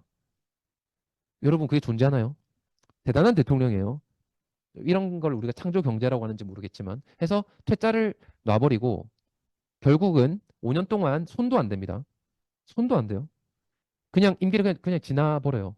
매년마다 부채가 막 수십조 원 증가하고 있는데 실업급여 주고 이런 것들을 하면서 정작 개혁해야 될 거 표가 떨어질 만한 거 손도 안 됩니다. 근데 국민들 관심 없어 정치에 하니까 그냥 온 거예요. 그 다음에 윤석열 대통령이 됐는데 4대 개혁 과제 중에 하나로 연금 문제를 꼽았어요. 그리고 아까 말씀드렸지만 놀랍게도 자동 조정 장치를 가지고 왔습니다. 저는 정치인으로서는 대단하다고 생각합니다. 어떤 면에서 희생하는 면이 있다고 봐요. 이런 것들을 봤을 때. 어마어마하게 욕먹었습니다. 작년에. 푼돈 연금으로 전락한다. 민주당이 뿔났다. 해가지고 오마이뉴스 나오고 전 세대에서 연금액 감소시킨다. 맞기는 맞죠. 맞기는 맞아요. 연금액 우리 과도한 연금액 줄이자는 얘기 맞습니다. 하면서 야당이 엄청 또 때립니다. 노동시민단체 국민연금 깎인다. 네, 맞아요. 실질 수령액 감소. 이렇게 하면서 국민들이 관심 없는 사이에 이 기사만 보면 일반 국민들 뭐라고 생각하겠습니까? 윤석열 대통령 나쁜 놈이죠. 국민들 연금을 깎는다고? 근데 정확하게 말해야죠. 우리가 조금만 안다면 미래 세대가 감당해야 될 부채를 깎겠다는 거예요. 그리고 나서 윤석열 대통령이 탄핵됐습니다. 탄핵소추가 됐는데 그 사이에 여야 합의를 해버렸어요. 윤석열 대통령은 애매하게 하면 그 개혁 아니라고 했거든요. 마이너스 1000점짜리를 마이너스 900점으로 바꾸는 거. 여전히 부채, 여전히 적자 구조를 남겨놓는 거는 미래 세대한테 부채를 결국은 계속 더 떠넘기는 거다. 카드 돌려막기다. 라면서 거절을 했습니다. 마침 잘 됐어요. 윤석열 대통령이 탄핵 소추된 사이에 여야 합의를 해버렸습니다. 거부권 행사할 사람도 없고. 이재명이 이렇게 했습니다. 자, 2월 중에 모수개혁부터 매듭 짓자라고 하면서 민주당에 지시를 내렸어요. 한 달 안에 연금개혁 어떻게든 여야 합의를 해라. 라고 지시를 내립니다. 그리고 실제로 18년 만에 연금개혁을 합의를 해버렸어요. 자, 이분들이 원한 건 뭘까요? 국민의힘 원내대표, 또 이재명 당대표, 이기일 복지부 차관, 이 사람들. 이 사람들이 원한 건 뭘까요? 이겁니다. 뭐 다른 것도 있을 수 있을 것 같기도 해요. 18년 만에 연금개혁을 이뤄낸 바로 내가 그 대선 후보다 라는 타이틀을 갖고 싶은 거예요. 원내대표 정책위 의장은 뭐죠? 국민의힘은 내가 바로 그 연금개혁을 이뤄낸 원내대표다. 내 임기 때 내가 이뤄냈다. 이길 복지부 차관. 내 임기 때 내가 바로 이 연금개혁을 이뤄냈어. 그래도 예전보다 좀 나아졌잖아. 내가 바로 그 장본인이야. 라는 타이틀을 가지고 모르겠어요. 나중에 국회의원이 하고 싶으신 건지 그 타이틀을 갖고 싶으신 거라고 봅니다. 그리고 이재명 당대표 나는 바로 추진력이 강한 민생을 챙기는 한다면 하는 대선 후보다. 라는 거를 국민들한테 인식시키고 싶으신 거예요. 과연 그럴까요? 한동훈도 갑자기 튀어나옵니다. 한동훈 제가 작년부터 저는 이 주제를 파오고 국회의원 접촉을 하고 제발 이렇게 좀 개혁을 해야 됩니다. 큰일입니다. 라고 해왔기 때문에 제가 조금 아는 게 있어요. 한동훈 당시 당대표는 적당히 하자는 거였습니다. 윤석열 대통령 개혁안에 찬성 안 하셨어요. 이분은. 3파전이었어요. 여당인데 대통령 정부 개혁안에 찬성 안 하신 분입니다. 그런데 이제 와가지고 갑자기 여야 합의하니까 내가 2030의 적통이야. 거부권 행사해야 됩니다. 라면서 갑자기 미래세대 위하는 신용을 하십니다. 제 입장에선 그래요. 또 작년에는 미래세대 부채 줄이기 위해서 자동조정 장치 도입하자고 했을 때 아무 말 안 하시던 분들이 튀어나와가지고 젊은 국회의원들 나와가지고 연금 계약 저지, 거부권 행사하라 하면서 나오십니다. 지금이라도 나와주셔서 감사하긴 해요. 그런데 굉장히 정파적인 거 아닌가요? 굉장히 정치적인 거 아닌가요? 대통령이 미래세대 부채 줄이자고 나가설 때는 아무 얘기 안 하다가 미래세대 얘기인데 이제 와서 내가 바로 2030의 적통이야. 나를 따라와. 2030, 내가 2030의 대표야. 라고 하면서 갑자기 연금개혁이라면서 저지하자고 하십니다. 그러면서 제가 오늘 아침에 서울에서 사진을 마침 지나가다 찍었어요. 개혁신당, 이준석의 개혁신당이 아마 수천만 원 들여가지고 연금개혁 반대한다는 플랜카드를 서울 전역에 걸어놨습니다. 근데 무슨 정치적 포석인지는 알겠어요. 그리고 지금이라도 나와서 주셔서 약간 감사하긴 합니다. 하지만 조금 대통령한테 조금 미안하지 않나 라는 생각은 해야 되지 않나, 적어도. 이런 생각을 개인적으로 합니다. 그리고 국민연금 역사 얘기할 때 하나를 얘기를 해야 됩니다. 작년 초에 21대 국회 말에 공론화위원회라는 걸 했어요. 시민대표단 500명을 뽑아가지고 막 교육시키고 했는데, 여기서 어떤 결과를 냈냐라고 하면 이런 결과를 내고 싶었습니다. 당신은 재정의 안정을 원하십니까? 미래 세대가 부채를 지지 않게 원하십니까? 혹은 연금액을 더 늘리는 소득 대체를 그냥 늘립시다. 더 나눠줍시다. 퍼줍시다. 노소득을 찬성하십니까? 이 두 개 중에 골라라고 하는 토론회를 열었어요. 일종의 국민들의 뜻을 구하겠다는 거예요. 전 세계 유례가 없는 500명한테 다 사례도 줘야 될 거잖아요. 전문가들한테도 월급 다 줘야 될 거잖아요. 수십억 원의 세금을 들여가지고 500인 회의를 열었어요. 연금특위에서. 제가 연금특위를 신뢰하지 않는 이유 중에 하나인데, 그런데 결과가 어떻게 나왔냐? 심지어 20대조차도 20대의 56%, 특히 여성이 많이 찬성하셔가지고 소득 보장을 지지했어요. 굉장히 충격적이죠. 아니, 부채가 2천조 원이나 있는데 더 퍼주자고? 부채를 늘리자고? 상상하기 어렵죠. 근데 왜 그런지 제가 간단하게 말씀드리겠습니다.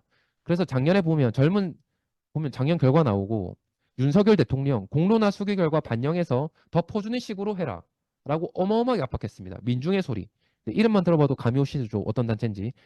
연금행동. 공론화 결과에 따라서 연금개혁 완수해라. 더 퍼줘라. 더 퍼줘라. 라고 압박을 넣은 거예요. 작년 1년 동안. 어마어마하게. 그런데 500명을 대표단 뽑을 때 어떻게 뽑았는지 아십니까? 적자 얘기 하나도 안 합니다. 부채 얘기 하나도 안 해요. 자녀 세대가 그거 다 갚아야 되는 얘기 하나도 안 해줍니다. 국민연금 파산 상태라는 사실을 사실상 저는 은폐했다고 표현하고 싶어요. 그냥 이렇게 물어봅니다. 재정 불안정 감안하자는 입장이 있습니다. 소득 보장 강화해서 노후 소득 보장 제도로 역할하자는 입장이 있습니까? 이다. 뭘 찬성하십니까? 부채 얘기 하나도 안 해요. 여러분 뭐 선택하시겠어요? 부채 얘기 하나도 안 하면. 그러면 저는 노후소득 보장제도 하자고 찍을 것 같아요. 그러니까 노후소득 보장제도를 찍은 국민들이 많이 대표단에 선정이 된 거예요. 두 번째, 자, 그래도 이렇게 생각할 거예요. 아니, 그래도 500명이 선발이 됐으면, 이 친구들이 전문적인 교육을 받았으면 재정 안정을 지지해야 되지. 도대체 왜 이 친구들이 퍼주자는 걸 찬성했을까? 라고 하면 놀랍게도 이 500명 시민 대표단을 교육시킨 기본 교육 자료가 있습니다. 108페이지에 달하는 이 PDF 자료집이에요. 놀랍게도요. 여러분 이 자료집을 보시면요. 부채라는 단어, 빚이라는 단어가 단 한 글자도 안 들어갑니다. 근데 부채 안 가르쳐줘요. 이 안에 들어가면 뭐 나오신지 아십니까? 노인들이 가난합니다. 소득 대체율 높입시다. 사실상 그런 얘기들 하고 있어요. 그러면 당연히 이렇게 교육받으면 어떻게 하겠어요? 물론 전문가 토론이 약간 있었습니다. 하지만 기본 교육 자료를 이걸로 교육시켜 놓고 토론을 시키니까 조금 부채 정보도 나중에 전문가가 일부가 말합니다. 그럼에도 불구하고 시민대표단이 편향되게 선동당한 거예요. 저는 그렇게 말하고 싶습니다. 그리고 적자가 얼마나 나는가 정확히 이걸 안 알려주고 이런 식으로 알려줘요. 고갈 시점만 알려줍니다. 고갈 시점. 고갈 시점이 몇 년 연장됐다. 그런데 여러분 고갈 시점에는 어마어마한 함정이 있습니다. 뭐냐 하면 고갈 시점이라고 하는 건요. 소득 대체율을 아무리 올려도요. 45%, 50%, 60% 올리면 좋겠죠? 근데 올려도 고갈 시점은 별로 차이가 안 나요. 왜 차이가 안 나냐 하면 그 약속된 소득 대체율은 언제 받아가냐? 30년, 40년 후에 받아가는 거예요. 소득 대체율을 높인 효과는 2060년대부터 나타납니다. 그 적자가 미래 세대가 어마어마하게 감당해야 되는 적자가 2060년대부터 작용하기 시작해요. 그래서 보시면 예를 들어서 이렇습니다. 소득 대체율 40%든지 45%든지 50%든지 소진 시점이 차이가 안 나요. 1년 차이 납니다. 고갈 시점만 알려줘가지고 완전히 시민대표단을 속인 거예요. 와, 훨씬 많이 나눠준다고 하는데도 고갈 시점이 똑같네? 그러면 더 많이 받으면 좋지. 이런 식으로 해버린 겁니다. 그러다 보니까 20대조차도 자기가 된통 당해야 될지도 모르고 20대가 소득 보장을 찬성을 한 거예요. 여러분 이거를 교육받고 나니까 이 사람들이 개몽됐다고 봐야겠습니까? 아니면 이 사람들이 잘못 선동당했다고 봐야겠습니까? 최근에 놀라운 거는 2, 3일 전에 동아일보에서조차 이렇게 말했어요.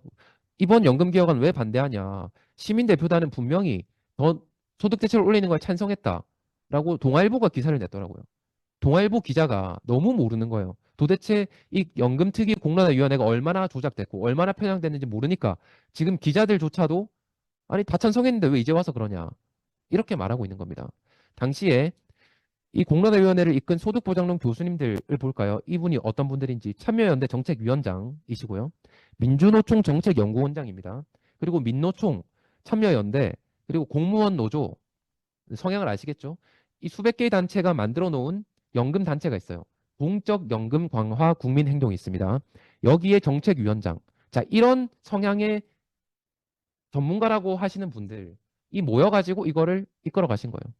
여러분들 이 사람들 저는 기억했으면 좋겠습니다. 단체, 참여연대, 민노총, 연금행동, 복지국가 청년 네트워크. 네, 저는 이 사람이 정말로 청년인지 잘 모르겠어요.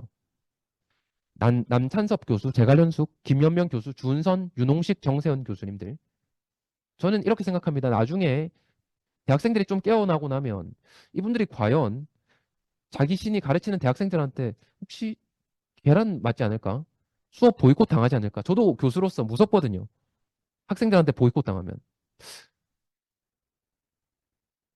그리고 정당으로는 작년에 보면 11월에요.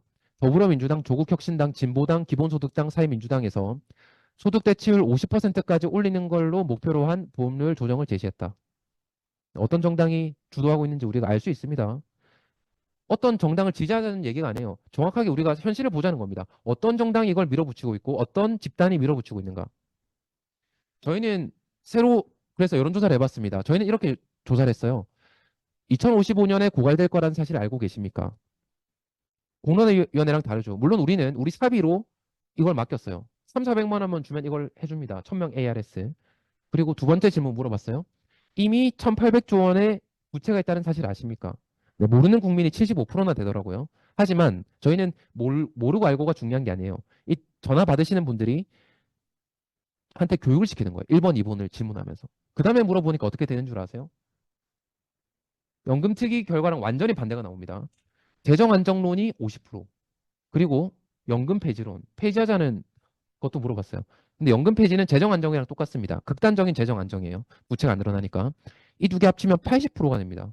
소득 보장을 지지하는 이렇게 부채가 많은데도 더 나눠 갖자라고 하는 국민은 14%밖에 안 돼요. 우리나라 국민들 그렇게 수준 낮지 않습니다. 2030 세대는 13%밖에 지지 안 해요. 더 놀라운 결과는 정치인 입장에서 뭔지 아세요? 20대부터 70대까지 모든 전 연령대에서 소득 보장론, 소득 대체율 더 퍼주자라는 거 찬성하는 사람은 10%대밖에 안 됩니다. 당연하죠. 제대로 된 정보만 주어진다면 전 연령대에서 지지율이 10%대밖에 안 됩니다. 자, 이번에 연금개혁 합의안에 대한 문제를 한 5분 정도로 짚고 마무리하겠습니다. 이번에 보험료를 올렸죠. 네, 지금 젊으신 분들 평생 동안 보험료율이 많이 올랐습니다. 그런데 저는 소득 대체율이 인상된 거 이 얘기를 좀 말씀드리려고 하고 또 두 번째 이번에 모수개혁 할 것처럼 말씀하시더니 민노총 쪽에서 아마 야당 쪽에서 몰래 지급보장 명문화라는 걸 끼워 넣었어요. 아무리 많은 부채가 있더라도 나라가 다 대줄게. 나라가 세금으로 다 대줄게 라는 겁니다. 그거에 대한 이 두 가지 문제를 제가 오늘 말씀드리겠습니다. 올해 초에 국회 예산정책처에서 말을 해줬어요. 소득 대체율을 지금보다 10% 올리면 3,100조 원 부채가 생긴다. 5% 올리면 1,500조 원의 부채가 생긴다. 이게 현재 가치로 1,500조, 3,000조예요. 그러니까 말하자면요. 1%당 300조 원의 부채가 생긴다는 거예요. 현재 가치로. 삼성전자 시총이 350조입니다. 삼성전자 하나씩 갖다 팔아야 돼요. 1% 올릴 때마다. 그런데 이번에 올렸습니다. 부채가 이렇게 심한데 930조 원의 부채를 미래 세대한테 약속해줬어요. 여야 합의하신 분들.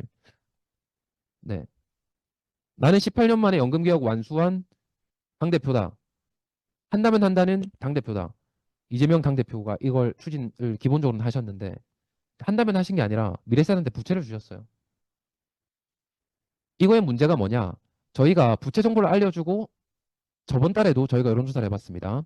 부채 정보를 알려주니까 자, 1% 인상할 때마다 자녀 세대가 갚아야 할 부채가 추가로 300조 원씩 증가합니다. 그러나 노후에 수령할 연금액은 증가합니다. 네, 장단점을 알려줬죠. 그리고 나서 물어보니까 소득 대체율 높여라고 찬성하는 국민들은 19%밖에 안 돼요. 19%밖에. 근데 국민들이 겨우 19% 찬성하는데 국회의원들이 넘겼어요. 국회 독재 아닌가요, 이거? 국회들 국민의 뜻은 안 물어보고 그냥 민노총 입장대로 그냥 가버립니다. 13%로 올려봤자 미래 세대가 부담해야 되는 거 똑같아요. 13%로 해결 안 됩니다. 네, 여기 조금 조정되는 거일 뿐이지. 그 다음 지급보장 명문화 얘기 말씀드리겠습니다. 일단 소득 대체율 올리는 거 절대 말이 안 돼요. 절대 말이 안 돼요. 10년 연장됐다?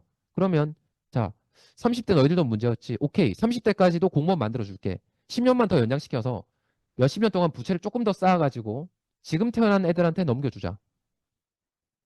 라는 거예요. 이 전혀 개혁은 아닙니다. 진짜로 농담이 아니라 진짜 개혁이 아니에요. 10년 부채를 더 올려가지고 10년 후에한테 주자는 거예요. 태어나지 않은 세대한테. 그 다음 지급보장 명문화입니다. 매년 30조 원 이상의 국고를 투입하자. GDP 1.5% 이렇게 하면 2천조 원의 부채를 해결해 주자라는 건데요. 찬성하는 국민이 35%밖에 안 돼요. 자, 여러분 2천조 원의 부채를 해결하는데 2천조 원의 국고를 투입할 건데 세금을 내야 될 국민들이 35%밖에 찬성 안 합니다. 이게 공론화가 됐나요? 그런데 국민들이 찬성을 35%밖에 안 하는데 이거를 세금 투입으로 해결하겠다? 전 이거는 일단은 조세 어떤 원칙 안에도 굉장히 말이 안 된다라고 생각하는 겁니다. 그리고 우리나라 국민연금이 2천조 원의 부채가 왜 생겼냐면요. 국민연금 가입한 사람들이 낸돈에 비해서 너무 많이 받기 때문에 2천조 원의 부채가 쌓인 거예요. 그래서 이거를 세금으로 투입해서 해결을 해주면 누가 혜택을 보냐? 국민연금을 가입한 사람들만 혜택을 봅니다. 전 국민이 이 복지 혜택을 누리는 게 아니라 국민연금 가입자들만 이 혜택을 누린다는 걸 우리가 하나 알아야 돼요. 자, 그런데 이게 여러분들 이거 이야기 조금 어려울 수도 있는데 우리나라 소득 대체율이라고 하는 게 40%면 40% 일괄이 아닙니다. 월급이 적은 사람은 소득 대체율이 100%까지 올라갑니다. 이 안에 소득 재분배 효과가 들어가 있어요.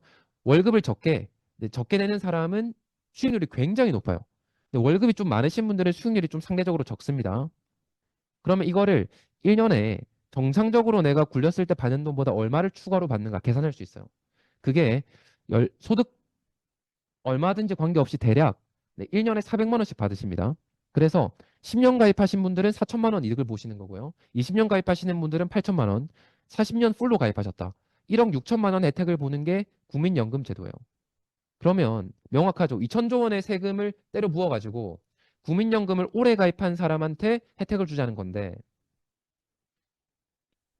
국민연금공단에서 공개한 자료에 따르면요. 기준소득이 중, 상, 안정적인 직장, 민노총이 다니고 있는 직장, 중견기업, 대기업 안정적인 절대 안 잘리는 직장 다니는 사람들이 대부분 국민연금을 굉장히 오래 가입했고 이 혜택을 다 보게 됩니다.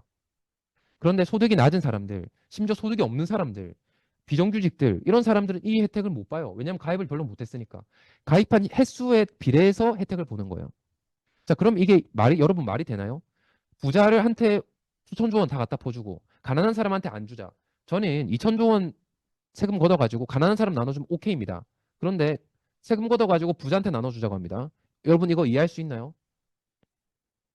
거기다가 우리나라에 임의가입 제도라는 제도가 있어요. 굉장히 적게 내고 월 9만 원 내고 낸 돈에 거의 진짜 수십 배 받아가는 가장 말이 안 되는 제도인데 이거는 대학생이나 가정주부 의무로 가입 안 해도 되는 사람이 가입할 수 있는 제도예요. 한 100만 명 정도가 대략 가입해 있습니다. 대략 말씀드리자면.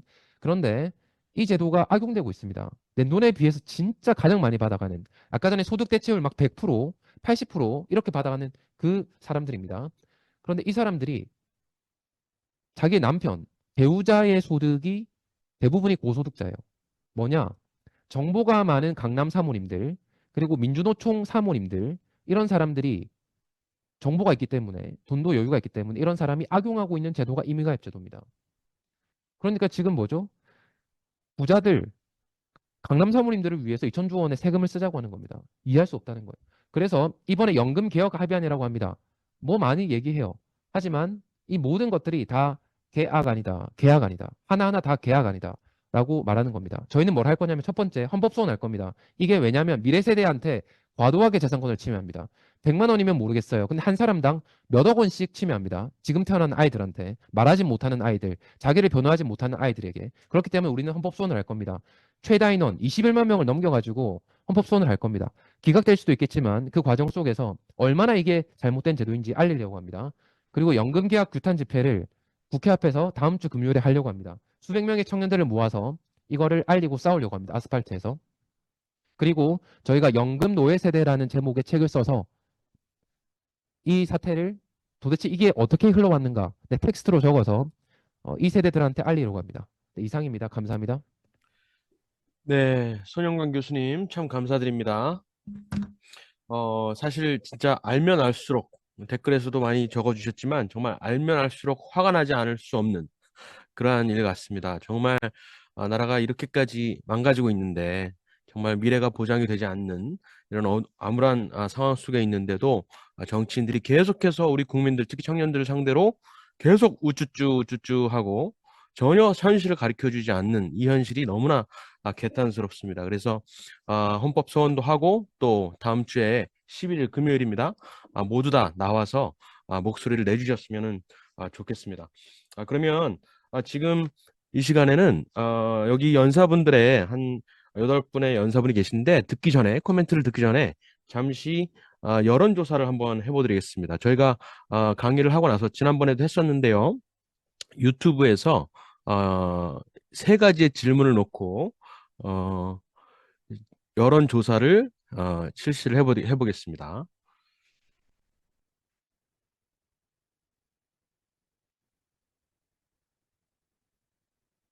여기 연계청 유튜브에 들어가시면 여론조사가 세 가지 질문이 있습니다.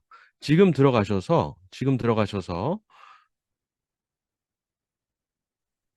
여론조사에 참여해 주시면 감사하겠습니다. 지금 한 1분에서 2분 정도 드릴 테니까 연계청 유튜브 들어가셔서 게시물 들어가시면 세 개의 질문이 있습니다. 이 질문을 보시고 투표를 해주시면 좋겠습니다. 게시물입니다.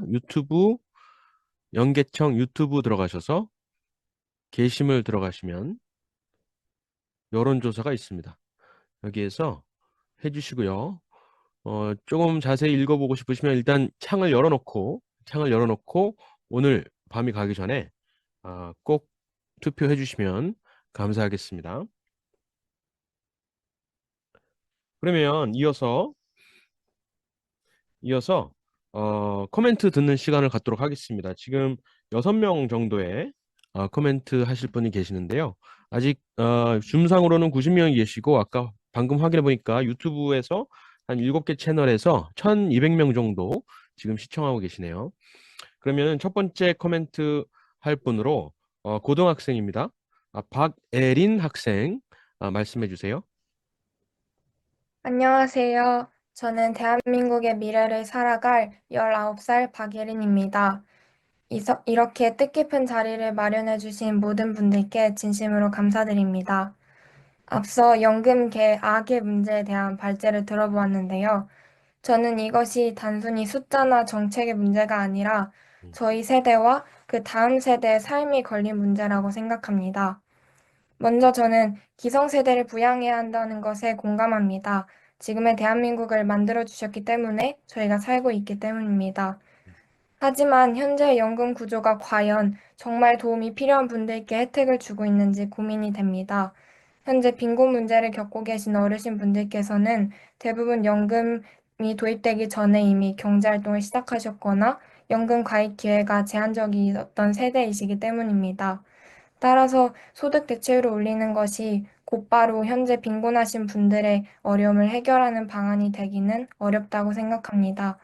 연금 개혁의 목적이 정말 노인 빈곤율 해소에 있다면 단순히 연금 재정을 확대하는 것이 아니라 현재 연금 받지 못하고 계시거나 매우 적게 받으시는 분들을 직접 지원하는 것이 우선이라고 생각합니다.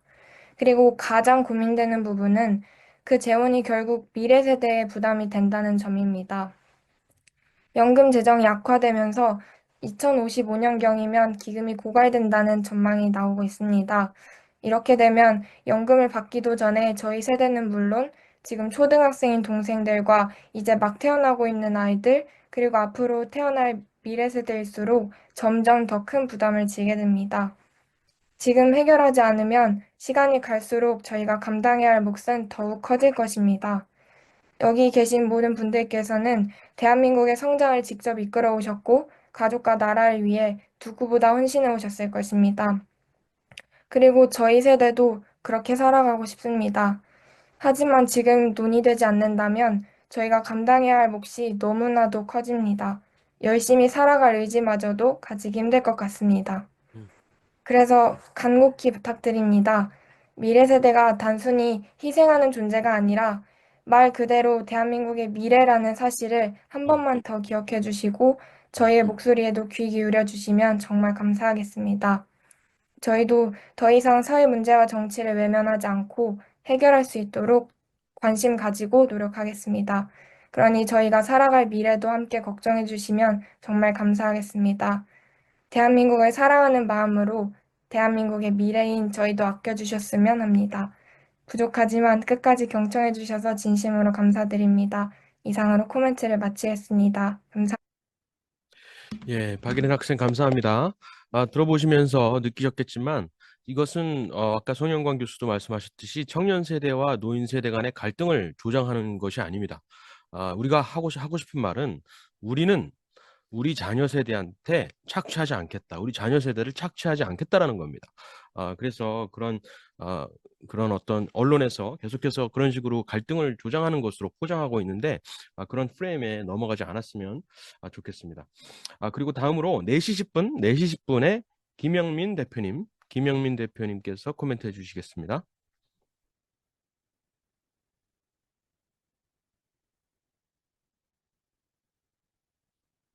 마이크 켜주십시오.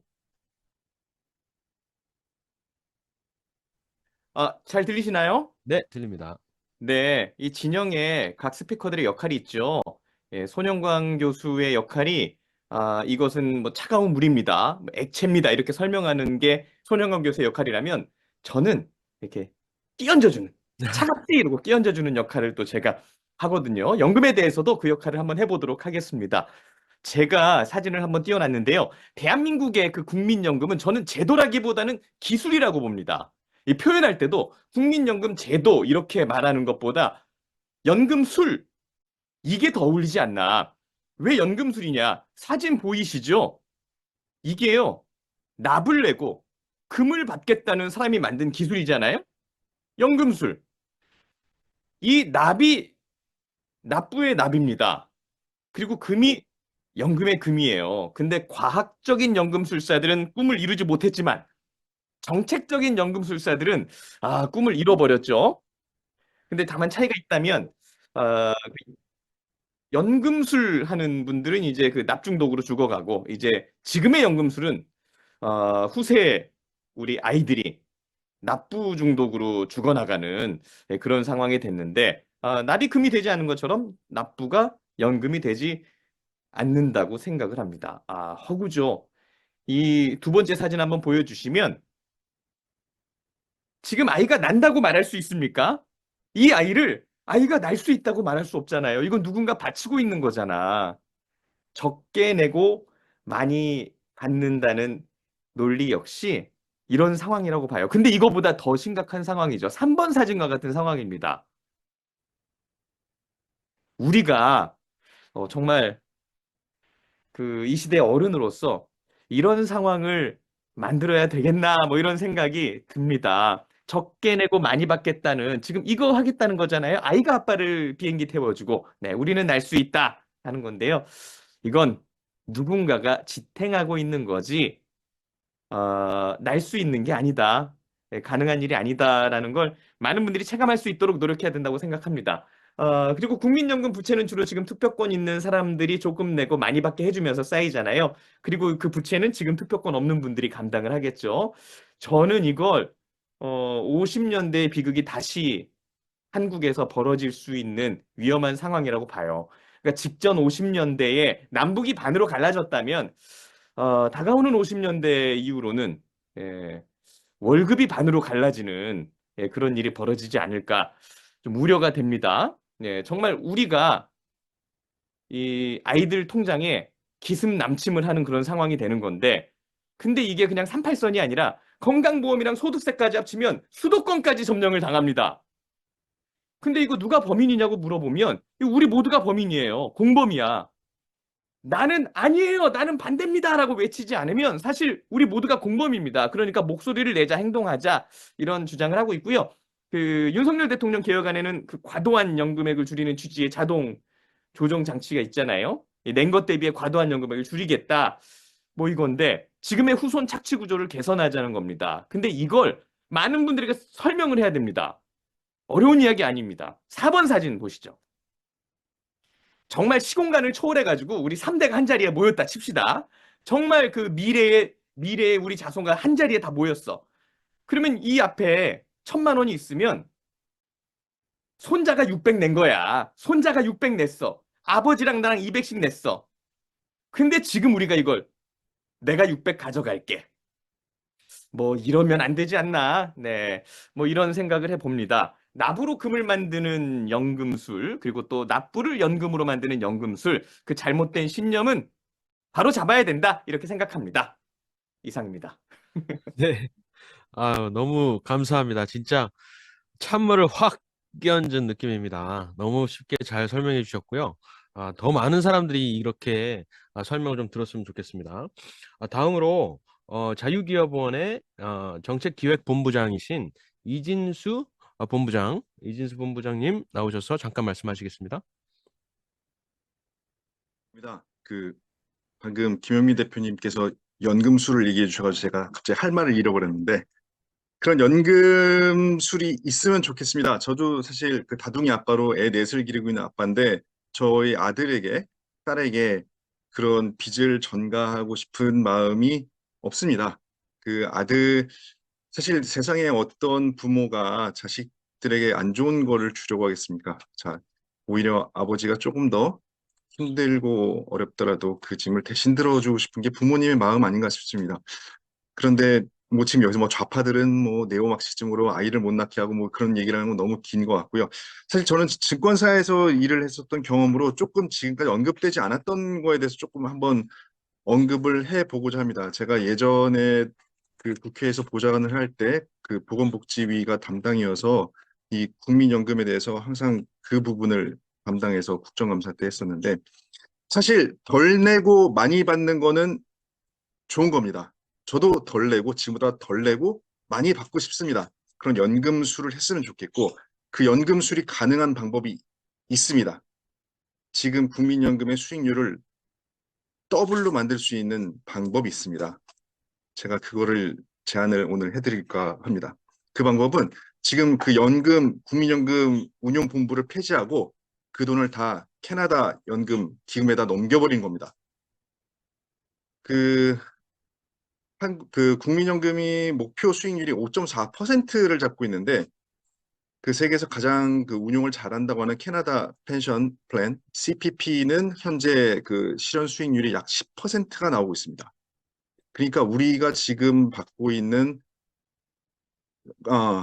국민연금이 굴리고 있는 그 수익률을 그냥 열심히 하실 필요 없이 그냥 집에 가서 쉬시고 그 돈 그대로 지금 한 1200조 되는데 그거 갖다 캐나다한테 아웃소싱을 하시면은 여기 계신 여러분들이 그 자녀들의 그 등 쳐먹는다는 고민도 하실 것도 없고, 그 높아진 일거의 더블이 된 수익률로 마음 편하게 지금 이제 줌 끄고 집에 가셔서 편히 쉬실 수가 있는 겁니다. 이 이야기를 그 작년 재작년에 제가 열심히 얘기를 했었는데, 사실 이 얘기가 오늘 하기는 조금 난감한 게 사실입니다. 작년이랑 재작년에 우리나라 위대한 국민연금이 그 작년에 잠정 수익률이 무려 15%를 달성했다고 합니다. 그래서 제가 그 소식을 듣고 일어나가지고 우리나라의 국민연금에 대해서 기립박수를 쳤는데요. 만약에 이 국민연금이 계속 이런 식으로, 물론 많은 사람들이 어렵다는 걸 압니다. 그런 10%의 수익률을 계속 낼 수 없다는 거를 뭐 경제학을 조금이라도 아는 사람들, 아니 경제학을 알 필요도 없고, 그러니까 주식 투자를 조금만이라도 해본 분들이라면 10%의 수익률이 어마어마하게 높다는 거를 다 알고 있기 때문이죠. 근데 여기서 제가 주목하고 싶은 것은 현재 그 국민연금 기금 운용을 하는 데 있어서 우리가 실제로 이렇게 많은 높은 수익률을 낼 수 있는 충분한 역량을 갖고 있는 사람이 있는데도 불구하고 우리가 여러 가지 제도라든지 규칙 같은 걸로 인해서 그들이 더 높은 수익률을 얻을 수 있는 기회를 그 발목을 잡고 있었던 거 아닌가라는 생각을 해봅니다. 왜 국민연금이 대전에 가 있는지 전 아직도 잘 이해가 안 되고 있고, 사실 주식을 하려면은 그 조금이라도 어떤 정보를 빨리 남들보다 1초라도 더 먼저 알기 위해서 노력을 해야 되고, 지금 증권 할 때는 하이 프리퀀시 트레이딩이라 가지고 거의 0.001초라도 더 그 정보를 빨리 얻기 위해서 증권사들은 그 서버 같은 거를 거래소에 가깝게 두려고 할 수 있는 모든 노력을 다 기울입니다. 그런데 왜 우리나라에서는 그 정보를 알기 위해서 그 운용력들이 여의도 한복판에 있지 않고 뉴욕 월가 있거나 런던에 있지 않고 왜 대전에 가 있는지, 거기 이렇게 하는지, 만나러 사람들이 운용력들이 그 기금 운용을 하는 사람 만나러 대전까지 KTX 타고 왔다 갔다 하는 그런 낭비를 하고 있는지 사실 그게 궁금합니다. 그래서 제가 조금 얘기하고 싶은 거는 우리가 그 지금 모수에 대해서 어떻게 그 소득 대체율과 그 보험료에, 물론 보험료를 조정하는 거에도 맞지만 우리가 그것도 너무 매달린 거 아니라 새롭게 그 수익을 많이 높일 수 있는 부분도 그 간과하지 말고 그것을 높이면 됩니다. 사실 그 생산 함수를 볼 때 사람들이 노동 시간, 뭐 자본만 생각하는데 거기에 기술이 있으면은 사실 그걸 다 뛰어넘는 게 됩니다. 그 기술, 그 수익률을 높일 수 있는 그걸 아까 그 정말 연금술을 이뤄낼 수 있는 방법은 무엇이 있을지, 우리가 더 많은 수익을 높일 수도 있음에도 불구하고 그걸 못하게 하는 건 무엇인지, 그런 발목을 잡는 것들을 빨리빨리 없애주는 것, 그것도 우리가 같이 고민했으면 좋겠다는 생각을 듭니다. 이상입니다. 네, 본부장님 감사합니다. 본부장님께서 이 바닥 오시기 전에 삼성증권에서 계셨기 때문에 조금 더 현실적인 말씀 해주실 수 있었던 것 같습니다. 다음으로 펜앤마이크의 최대현 부장님, 말씀해 주세요. 저는 일단 이준수 대표님께서 방금 얘기하신 그 국민연금을 더 많이 벌 수 있도록 그 경쟁력을 키워야 된다는 부분, 펜앤마이크에서 지난 8년 동안 꾸준히 주장해온 내용입니다. 해외 연금들 같은 경우에는 대한민국처럼 이렇게 국민연금공단 하나가 이렇게 독점적으로 운영을 하지 않고요. 미국만 해도 한 10개 정도의 그 연금 기관들이 서로 경쟁을 하게 됩니다. 그래서 개인이 연금을 가입할 때 수익률을 자기한테 가장 유리하게 해줄 수 있는 곳에 개인이 가입을 하게 돼 있죠. 그렇게 하다 보니까 아무래도 좀 다양하게 가입을 하다 보니까는 서로 경쟁을 하다 보니 수익률은 자연스럽게 높아지는 그런 효과가 나옵니다. 그러니까 그런 부분은 충분히 우리도 지금 현재 국민연금 같은 경우에는 그 대한민국이라고 하는 크기, 기업의 어떤 크기보다 지나치게 좀 커져버린 물고기 같은 그런 형상을 띠고 있거든요. 이런 경우에는 물고기가 너무 커서 담길 수가 없는 그런 상황이기 때문에 이거는 분명히 어떤 구조 조정이라고 할까요, 이것도? 그러면 기업을 여러 개 놔서, 국민연금을 관리할 수 있는 기업을 여러 개 놔서 서로 경쟁적으로 하는 것도 굉장히 좋은 방법 중에 하나라고 생각합니다.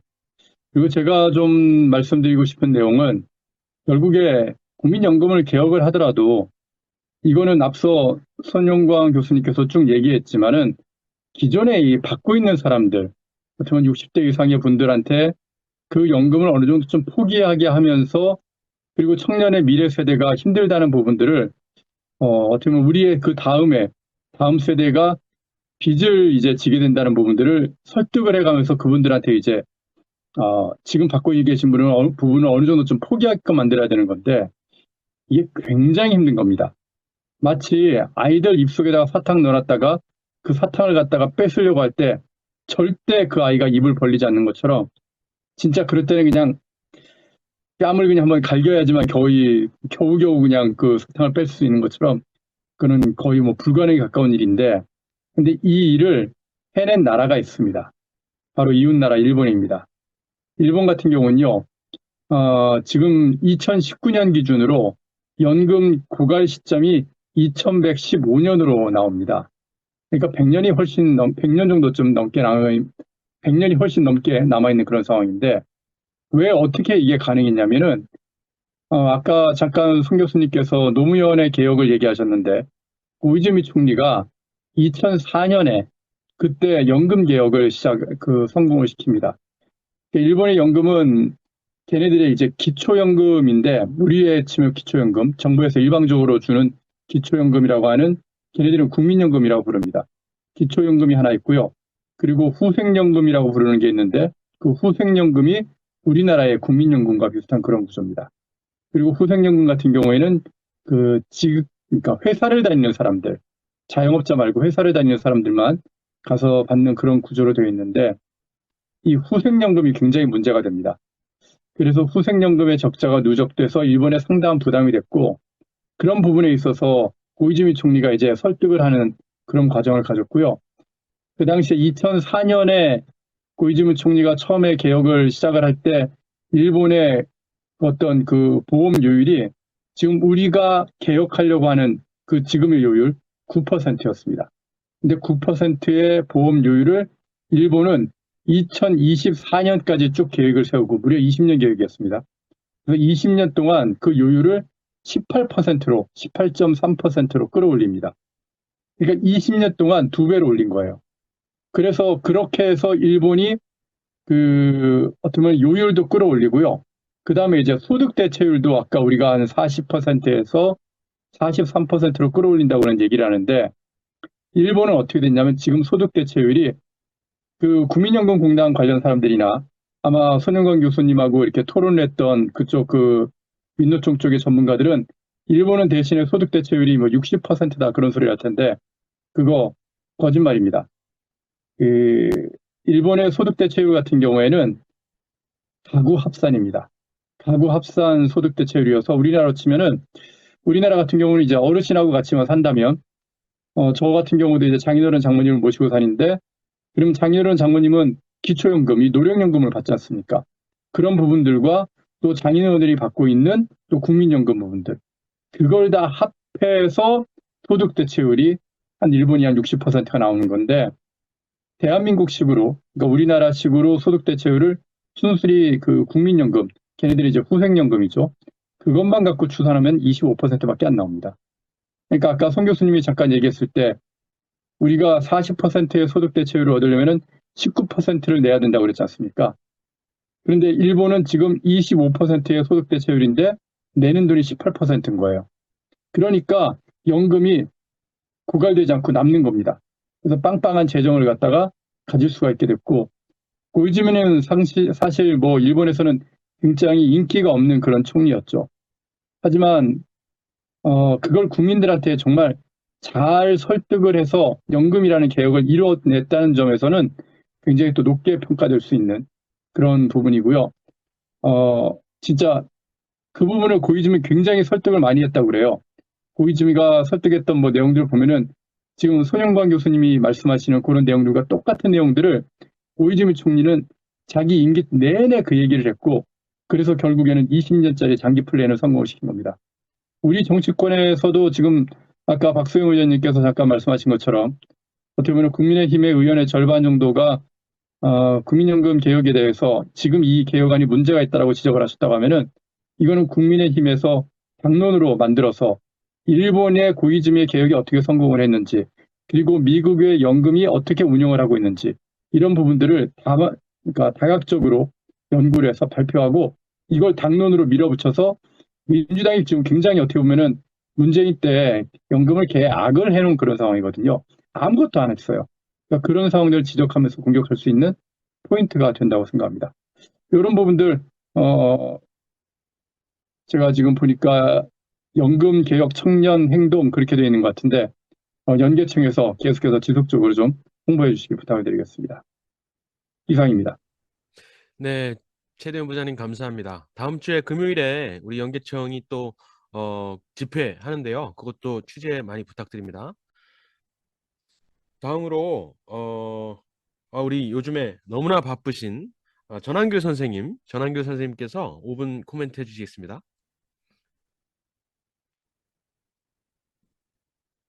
마이크 켜주시면 됩니다. 전한길입니다. 네, 잘 들리나요? 들립니다. 네. 네, 반갑습니다. 갑자기 전한길에 여기 왜 나왔지? 궁금해 하시는 분들요. 먼저 인사부터 드릴게요. 아까 박수영 의원 나와주셨던데, 제가 지난번에 박수영 의원이 탄핵 반대 국회에서 그 단식하실 때 제가 방문하실 때 그 위문 갔었는데, 오늘 여기 오셨네요. 환영합니다. 그리고, 전한길이가 이게 왜 나왔냐면요. 사실은 제가 3개월 전에, 그, 연금개혁 청년 행동이죠. 여기에서 요청해서 제가 꽃보다 지난 길 유튜브 영상에 한번 올렸거든요. 왜 올렸냐면은 제가 정형돈 TV, 제가 저 시우스 나기 전에 예능 프로에 많이 나갔어요. 그리고 정형돈 TV도 나가고 이경규 프로에도 나가고 뭐 나갔었는데 그 정영돈 PD 그 TV에서 제가 뭐라 했냐면은 전환기 쌤만이 대통령이라면 묻더라고요. 딱 이것만은 하나 하고 싶다라고 하면 뭐가 있냐 갑자기 묻더라고요. 그래서 제가 생각난 게 국민연금은 꼭 해야 된다, 기억해야 한다라고 했거든요. 왜냐하면 저도 이제 자세히는 모르죠. 일반 국민들 대다수 그랬거든요. 이 국민연금은 원래 노태우 때 시행했는데 처음에는 3% 그러니까 보험료 3% 내고 3% 내고 소득 대체율이 아마 70% 가까이 되거든요. 100만 원 벌어가지고 원래 3만 원씩 내가지고 나중에 그때는 60세부터 일찍 받았거든요. 원래 3만 원 내서 나중에 70만 원 받는 거죠.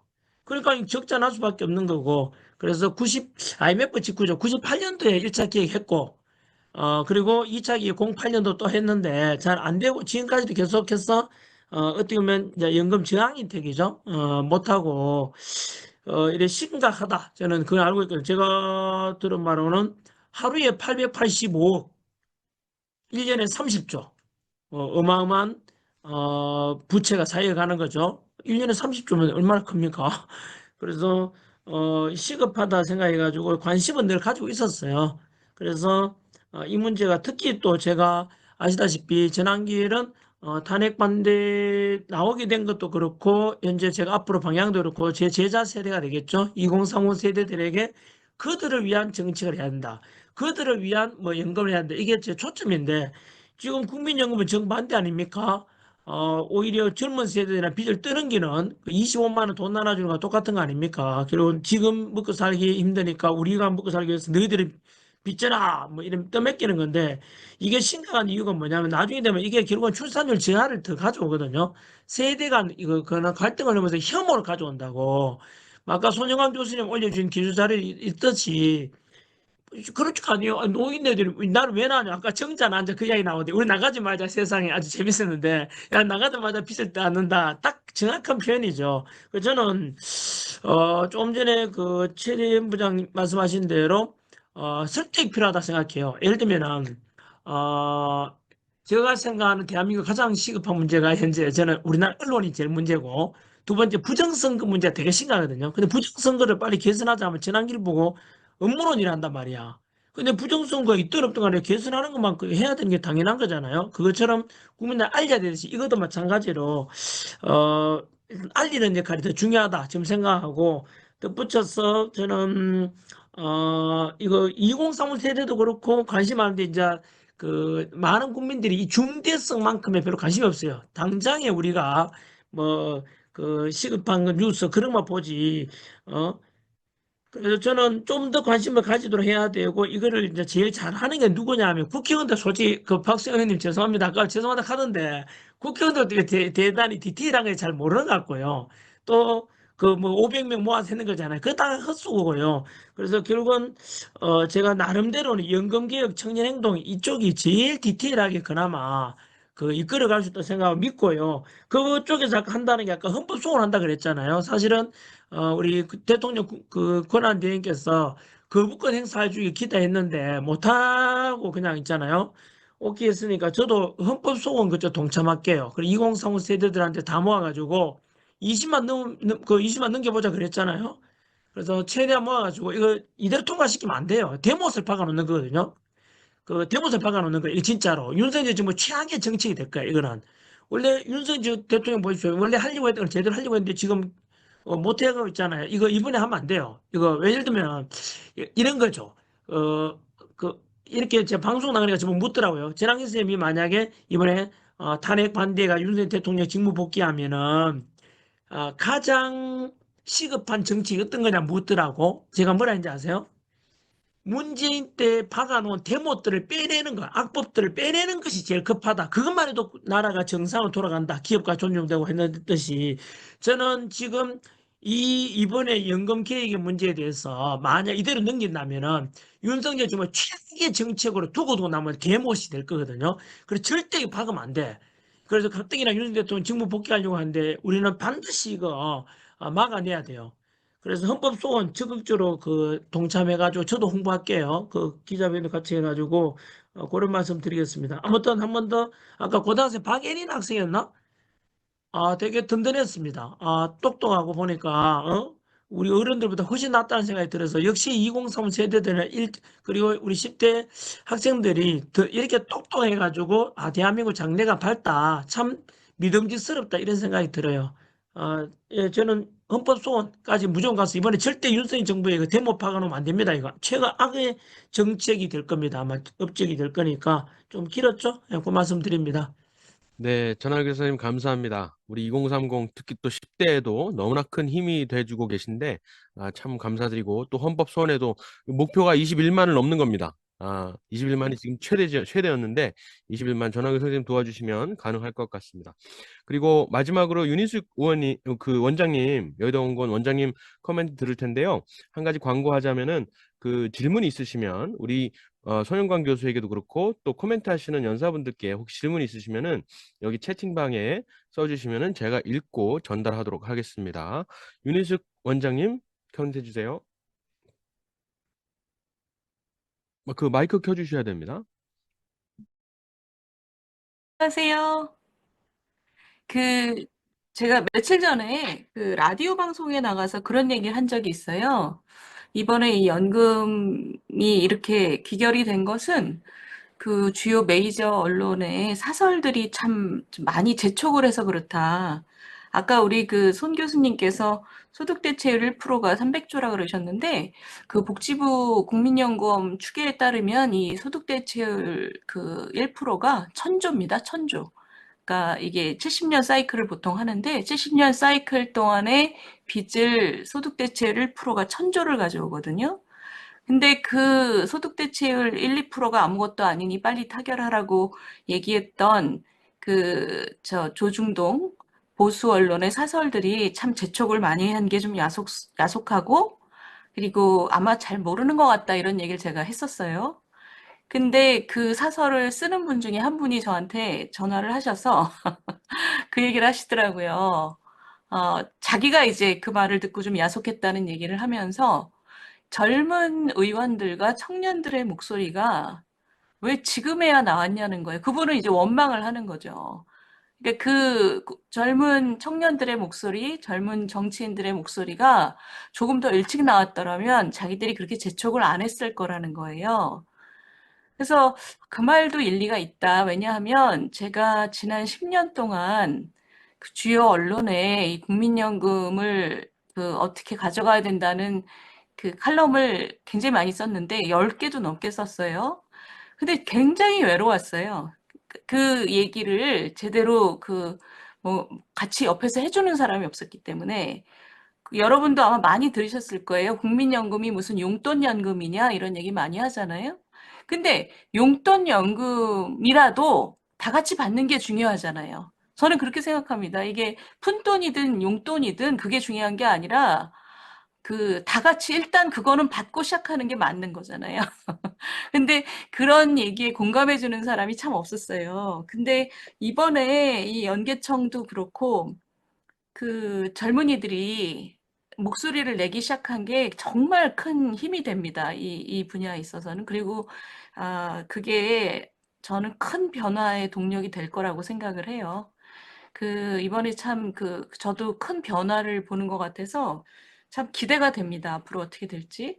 근데 이게 얼마나 심각한 거냐면요. 제가 살짝 말씀을 드리면 아까 우리 손 교수님께서 본인이 35이라서 본인은 뭐 아무 영향을 안 받는다 그랬는데 그렇지는 않습니다. 이게 우리가 지금 계산에 따르면 40년 뒤에 고갈되는 거잖아요. 근데 생각을 해보시면 그 40년 고갈되는 순간 부가식으로 넘어간다 그러면 연금보험료가 아마 한 35% 될 거예요. 그 35%를 내면서 받는 혜택은 지금 우리가 9% 내고 받던 혜택이랑 똑같단 말이에요. 그러면 그걸 누가 계속 내겠어요? 그거를 사람이 바보가 아니니까 그 몇 년 전에 아마 다 알 거예요, 그거를. 그러면 연금에서 아마 엑소더스가 일어나겠죠. 그리고 더 무서운 거는 그 전에 우리가 그 연금 자산이 한 1800조까지 갔다가 한 15년 동안 다 팔아치워야 돼요. 그 많은 자산을 한 15년간 팔아치운다는 얘기는 그 또한 금융시장에서 다 예측이 되기 때문에 그거를 빨리 사줄 사람이 없죠. 몇 년만 기다리면 훨씬 싸게 살 수 있으니까. 그러니까 이것은 우리 금융시장이나 뭐 해외 자산이나 모두 다 어마어마한 그 영향을 받는 문제입니다. 그러니까 그쯤 되면 연금 받는 사람들 것까지 다 깎아야지 어쩔 수가 없거든요. 그거는 지급 보장해도 마찬가지입니다. 지급 보장을 뭐 정확하게 얼마 준다고 하는 일은 아니거든요. 그러니까 우리 손 교수님뿐만 아니라 저도 그때 살아있다면 저도 아마 제 연금도 깎일 거예요. 좀 많이 깎이겠죠. 그렇기 때문에 우리 모두 다 영향받는 일입니다. 그런데 그런 일을 왜 걱정을 안 하느냐 하면 우리가 이번에 한 것처럼 아마 조금씩 다음 5년 뒤에도 또 한 조금 올리는 개혁을 또 할 거고 또 할 거고 이런 식으로요. 이번에 고갈연도를 9년 늦췄잖아요. 이런 식의 찔끔찔끔 개혁을 앞으로 3번만 하면 40년이 아니라 70년 뒤에 고갈되는 걸로 가겠죠. 이게 나쁜 거냐? 나쁘죠. 저는 나쁘다고 생각합니다. 그 수십 년 동안 젊은이들은 내가 연금을 못 받을 거라는 이 협박을 받으면서 그런 위협을 느끼면서 계속 이런 식의 이제 인질 같은 상황이 계속되는 거예요. 어찌어찌 받게 된다 하더라도 그때까지 시간 동안 굉장히 고통을 받는 거고 그렇기 때문에 아까 최대한 대표님께서 말씀하셨나요? 다른 잘하는 나라들은요, 이렇게 연금의 재정이 위험해진다는 것을 알게 되면 그때 크게 조정을 합니다. 크게 조정을 해서 애지간히 안전하게 만들어 놓고 그 다음에는 한 5년마다 점검을 하면서 미세 조정을 하는 거죠. 그래서 우리는 지금 뭐 여러 가지 말씀하셨지만 구조조정, 자동조정 장치를 넣는 것도 중요하고 그리고 연금 수급 연령을 높이는 것도 대단히 강력한 수단입니다. 이게 많은 나라에서 그 수단을 많이 쓰죠. 연금 수급 연령을 조금 높이는 거. 우리가 지금 그런 과제들을 해나가야 되는데 지금과 같은 논의 구조에서는 아주 불가능했어요. 근데 그런 변화를 가져오게 하는데 우리 젊은이들의 이제 목소리가 터져 나오기 시작한 것이 그것을 좀 가능하게 해줄 거라고 저는 기대하고 있습니다. 그게 우리 연금제도를 튼튼하게 만들어줄 거라고 기대가 되고요. 한 가지만 좀 당부를 드리면 한번 생각해 보시는 게 좋을 것 같아요. 아까 우리 박예린 학생이 말씀하셨을 때 제가 되게 감동받았는데 우리 어려우신 어르신들을 부양하는 것은 당연하다고 생각한다. 그 참 예쁜 마음이잖아요. 그죠? 그래서 우리도 어려운 노인들을 위해서 이 국민연금 안에 재분배 기능이 많이 들어가 있는 것까지는 저도 괜찮습니다. 그런데 지금 소득 대체율 자체는 월급을 많이 받는 정규직 근로자들에게만 혜택이 가요. 왜냐하면 지금도 현재 빈곤 노인들이라 그러면 대부분 연금 혜택을 거의 못 받는 분들이기 때문에 소득 대체율을 높인다는 거는 이게 그래서 민노총의 아젠다였던 겁니다, 그동안. 그래서 민노총은 50%까지 올려야 된다고 계속 주장을 했고 그것이 민주당과 연결이 돼서 이번에 지난 2월 21일 날 기억하시겠지만 이재명 대표가 민노총을 찾아갔었잖아요. 그래서 뭐라 그랬냐면 박근혜 탄핵 때도 그렇고 윤석열 탄핵 때도 그렇고 민노총이 가장 큰 기여를 해줬습니다. 참 감사합니다. 저도 최선을 다하겠습니다. 라고 하면서 주 4일제 이런 거 얘기하고 주 52시간제를 절대로 허물지 않겠습니다. 이런 식의 거래 관계가 형성돼 있는 거죠. 이 국민연금도 그 중에 한 거래입니다. 그러니까 소득 대체율을 높이겠다. 절대로 낮추지 않겠다. 그런데 이런 상황에서 그동안은 우리 젊은이들의 목소리가 없었기 때문에 기성세대들이 그냥 마음속에 약간 찜찜하지만 소득 대체율 높이면 내가 좋지 뭐 이렇게 지내왔던 거예요. 그래서 우리 젊은이들이, 우리 젊은 청년들이 앞으로도 목소리를 많이 내주시기를 제가 부탁을 드리는데, 어, 그게 아마 저희 같은 사람이 일을 하기에 너무 큰 도움입니다. 그런데 제가 아까 뭐 찔끔찔끔 하면서 뭐 30년 정도 쭉 이렇게 쭉 갈 수 있다. 그러면 여러분들 죽을 때까지 별일 없을 거다. 그 얘기는 뭐냐면 길게 보자면 우리 젊은이들도 저 같은 나이하고 사실은 같은 배를 탄 사람입니다. 지금 아까 박예린 학생이나 그 밑에 아직 태어나지 않은 아이들, 이 아이들이 정말로 피해자가 될 수 있어요. 예전에 제가 굉장히 그 기억에 남는 그 목사님 설교 중에 김동호 목사님이라는 분의 설교 중에 그런 게 있었어요. 그 청소년들한테 공부해서 남 주냐라고 부모들이 야단을 치는데 청소년들한테는 공부해서 남 줘라라고 얘기하면 공부를 더 열심히 한다는 거예요. 그래서 저는 그 말을 듣고 굉장히 감동했었는데 우리 젊은이들도 이게 꼭 내가 못 받을 수 있어서 내가 손해라서 이렇게 생각하시면 이 변화의 동력이 그렇게 많이 가지 않을 거라고 생각합니다.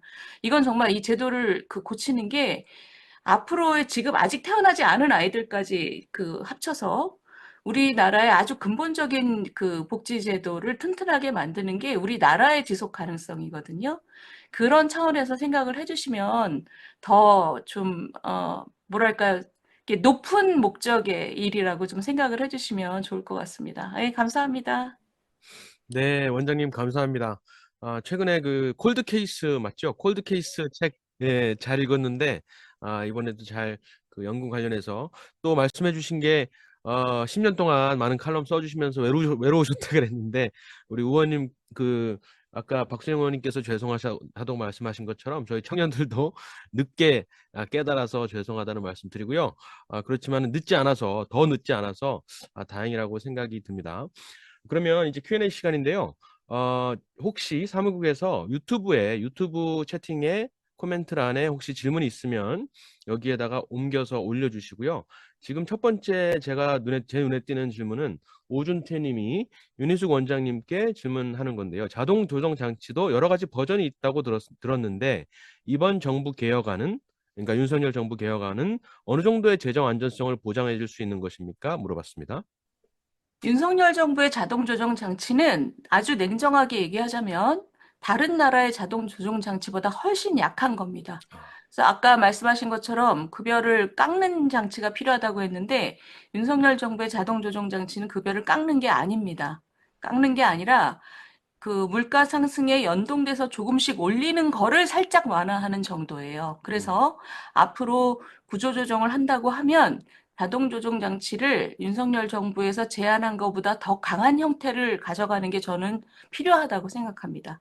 아까 손 교수님께서 발표하실 때 나온 것처럼 소득 대체율을 조금 우리가 지금 생각하는 어떤 고정관념보다 더 깎아야지 사실 재정을 안정시킬 수 있고 보험료를 올리는 거 그리고 수급 연령을 늦추는 거 이 정도가 지금 필요한 건데 자동 조정 장치에 대해서는 나중에 목소리를 좀 더 내야 된다고 생각을 하고 있습니다. 네. 감사합니다. 다음 질문은 이미 박수영 의원님께서 채팅방에서 대답을 해주셨는데, 모두가 알 수 있도록 제가 읽어드리겠습니다. 손찬송 님이 질문하셨는데요.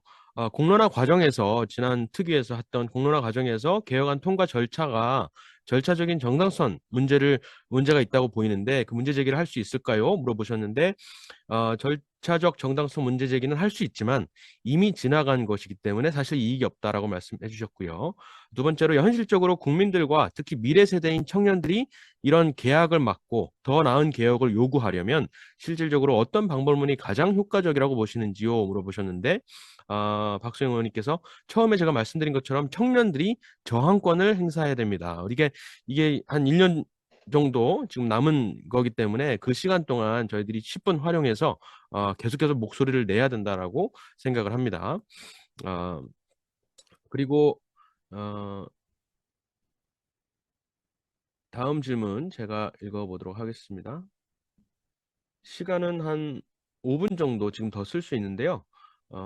읽을 수 있을 만큼 읽어보겠습니다. 최정원님께서 질문해 주셨어요. 안녕하세요. 저는 울산에 사는 30대 청년 최정원입니다. 저희 부모님과 제 주변 어른들도 자식 등골 빼먹는 짓은 부모로서는 하면 안 된다라고 반대하시는 입장입니다. 저희 청년 세대로선 재정 안정성을 추구 또는 폐지가 주 선택지가 될 듯합니다. 저는 단순한 폐지보다는 구조적 개선 또는 타 제도로서의 대안을 내는 것이 중요할 것으로 생각됩니다. 그러한 의미에서 혹시 공부해 볼 만한 좋은 공적연금 또는 민간연금 운용의 사례가 있을까요? 이렇게 말씀해 주셨는데요. 윤 의원님, 윤 원장님이나 손영강 대표 혹시 답변해 줄 수 있을까요? 참고할 만한 좋은 사례. 어, 제일 잘한 사례는 보통 스웨덴의 연금 개혁을 얘기합니다. 1990년대 초반에 경제 위기가 왔을 때 굉장히 좋은 개혁을 했어요. 어느 정도냐면 2000년대 초반에는 저희가 무슨 국제회의를 하면 스웨덴 분들을 항상 모셔다가 당신네 연금 개혁 설명해 달라고 항상 그 초청을 했었습니다. 아주 모델 케이스예요. 그런데 스웨덴이 굉장히 그 독창적이고 대담한 개혁을 했기 때문에 저 모범이근데 독일이나 일본도 상당히 잘한 케이스입니다. 독일이나 일본은 그 구조개혁은 뭐 아주 약하게 했지만 자동 조정 장치를 넣는 거 정도만 했지만 그 보험료 올리는 개혁을 아주 차근차근 잘해서 그 두 나라도 상당히 잘한 나라로 꼽힙니다. 음. 네, 감사합니다. 어, 오준태님께서도 질문해 주셨는데요. 손영관 교수님께 질문해 주셨는데요. 어, 일본 사람들이 절약하고 큰 사치를 누리는 것은 기대하지 못하는 큰 이유가 일본 사람들의 절약 정신 때문이라고 오해를 하는데 현실은 각종 공과금이 과도해서 먹고 사는 문제 외에는 다른 꿈을 꿀 수도 없다고 여기고 있다고 들었습니다. 관련해서 질문드리고자 하는 것은 결국 소득 대체율을 낮추던지 납부 비율을 늘리던지 중심축을 잡아가야 할 텐데 연계처에서는 어떤 쪽으로 중심을 잡고 생각하시는지 궁금합니다. 그리고 또한 현재 헌법 소원 몇 명 정도 지금 달성했는지 저도 궁금하네요. 네, 먼저 그러니까 적게 내고 적게 받거나 많이 내고 많이 받거나 극단적으로 없애버리자 아예 이제 이런 안이 있는 거잖아요. 근데 뭐가 됐든지 적어도 이런 수지 균형이 맞아야 된다, 공정해야 된다라고 생각을 하는 거고요. 그런데 이거는 사람들마다 생각이 좀 다를 것 같습니다. 그런데 저는 개인적으로 적게 내고 적게 받는 게 좋다고 생각합니다. 작은 정부를 저는 기본적으로 추구합니다. 개인의 자유로운 어떤 선택, 그런 것들이 좋다고 생각하고 또 하나는 제가 아까 언급했지만 이게 누군가가 적게 내고 좀 약간이라도 많이 받는 구조가 되면 어떻게 돼버리냐면 국민연금 가입자만 혜택을 봐요. 그 국민연금 가입자만 혜택을 봅니다. 미래세대 돈을 땡겨 쓰면서. 그러면 국민연금을 가입 못하는 사람들이 있다는 거죠. 그런 사람들이 손해를 보게 됩니다. 저는 공정하지 않다고 생각을 합니다. 그렇기 때문에 가능하면 이런 복지제도라고 하는 거 우리가 굉장히 말은 좋아 보이지만 축소를 시키고 차라리 전 노인들을 대상으로 얼마씩 나눠주는 기본소득이 우리가 공평을 말하자고 하면 훨씬 공평하다. 국민연금은 가입자에게만 혜택을 주고 미래세대 돈으로 그리고 차라리 노인들을 대상으로 돈을 일괄적으로 월 몇십만 원씩 뿌린다. 차라리 이건 훨씬 공정해요. 훨씬. 이제 그렇다고 생각을 합니다. 그 다음에 헌법 소원 몇 명 정도 달성을 했냐면 지금 제가 오늘 링크를 처음 받았는데요. 500명입니다. 500명.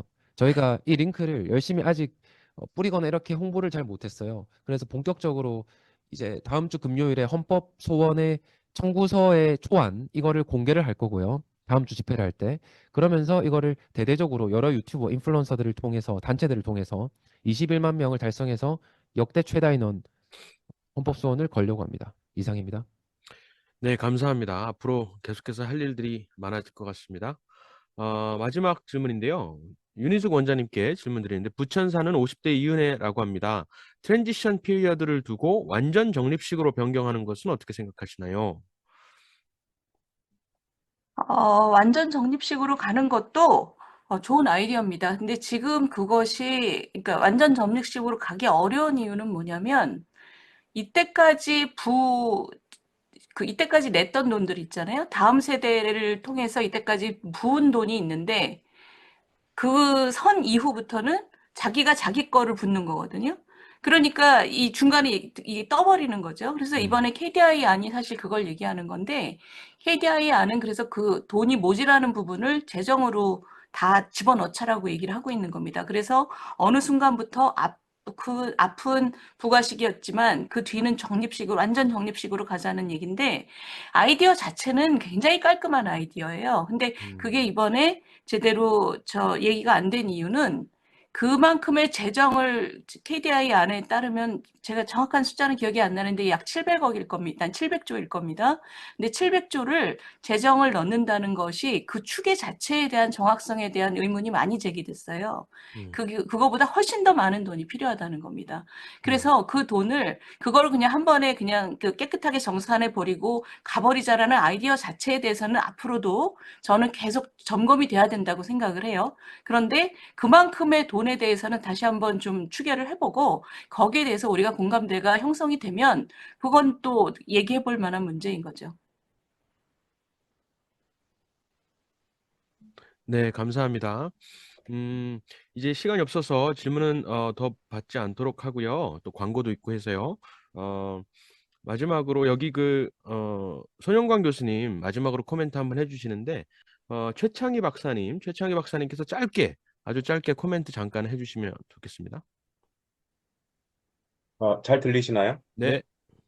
예, 저는 작년까지 보험연구원에서 11년 동안 보험 연구하다가 이번에 저 포항공대 연구원으로 옮긴 최창이라고 하는데요. 그 얘기 안 나온 것 중에 한 가지만 더 얘기하고 지나가면 좋을 것 같습니다. 수익률 제고, 예전에 저도 연구를 많이 했었는데 뭐 캘퍼스나 뭐 캐나다 연금이나 다 수익률 제고도 상당히 중요하다고 생각을 합니다. 근데 그거보다 더 중요한 거는 독립성에 대한 얘기도 좀 해야 될 것 같습니다. 제가 이번에 여야가 모든 안건에 대해서 다 싸우는데 이거를 진짜 이렇게 다 여야가 받아들이는 걸 보고, 여건 야건 정권을 잡으면 국민연금을 자기 주머니라고 생각을 하고 돈을 그걸 끌어다 쓸 수 있다, 이런 생각이 있는 것 같아요. 그래서 지금도 보면은 지금 현재 주가 그리고 채권 사는데 그 환율 안정에 국민연금을 끌어다 쓰고 있거든요. 그래서 국민연금이 이렇게 정책적인 거에 끌어다 쓸 수 있는 돈이라는 그런 거를 좀 바꿔서 독립성을 좀 강화를 해야 그 다음에 투자 수익률 제고에 대한 얘기가 될 수 있을 것 같습니다. 이상입니다.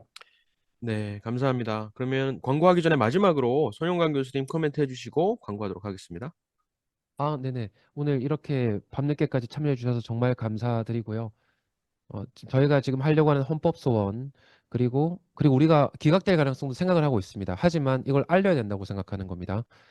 적어도. 그리고 이길 가능성도 생각을 하고 있고요. 대통령이 돌아와서 다시 조금 더 과감한 개혁을 할 수도 있겠죠. 헌법 소원과 또 집회, 또 여러 가지 활동하는 것에 적극적으로 참여해 주셔서, 또 기대하는 것은 어른 세대가 있잖아요. 20, 30대는 그래도 상대적으로 괜찮은데 미래 세대 더 심각한 문제고, 그런데 이미 수급하고 계시거나 곧 수급하실 분들이 나는 안 받아도 좋다, 나는 그 정도로 안 받아도 좋다 라고 메시지를 해주실 수 있는 분이 있다고 하면 저는 그렇게 생각합니다. 우리나라에 저력이 언제가 있었냐, 정말로 얼마나 큰 감동이 있었냐라고 하면 산불 피해 때 이렇게 우리가 후원하는 거 맞죠? 그리고 수재민 후원했던 거, 그리고 IMF, 물론 그게 아주 큰 역할을 했던 건 아니긴 하지만 금모으기 운동, 이런 것들을 통해서 내 돈을 내서라도 내가 우리나라 문제 생기는 건 못 보겠다, 이제 이런 희생의 정신이 만약에 있다고 하면 저는 대한민국의 뭐 새로운 어마어마한 역사가 되지 않을까라고 생각을 합니다. 우리 20, 30대도 각성을 해야 되고 40, 50대도 60, 70대도 희생의 이런 메시지를 보내주시는 것들이 지속적으로 나오면서 우리나라가 잘 개선됐으면 좋겠습니다. 이상입니다. 감사합니다. 네, 감사합니다.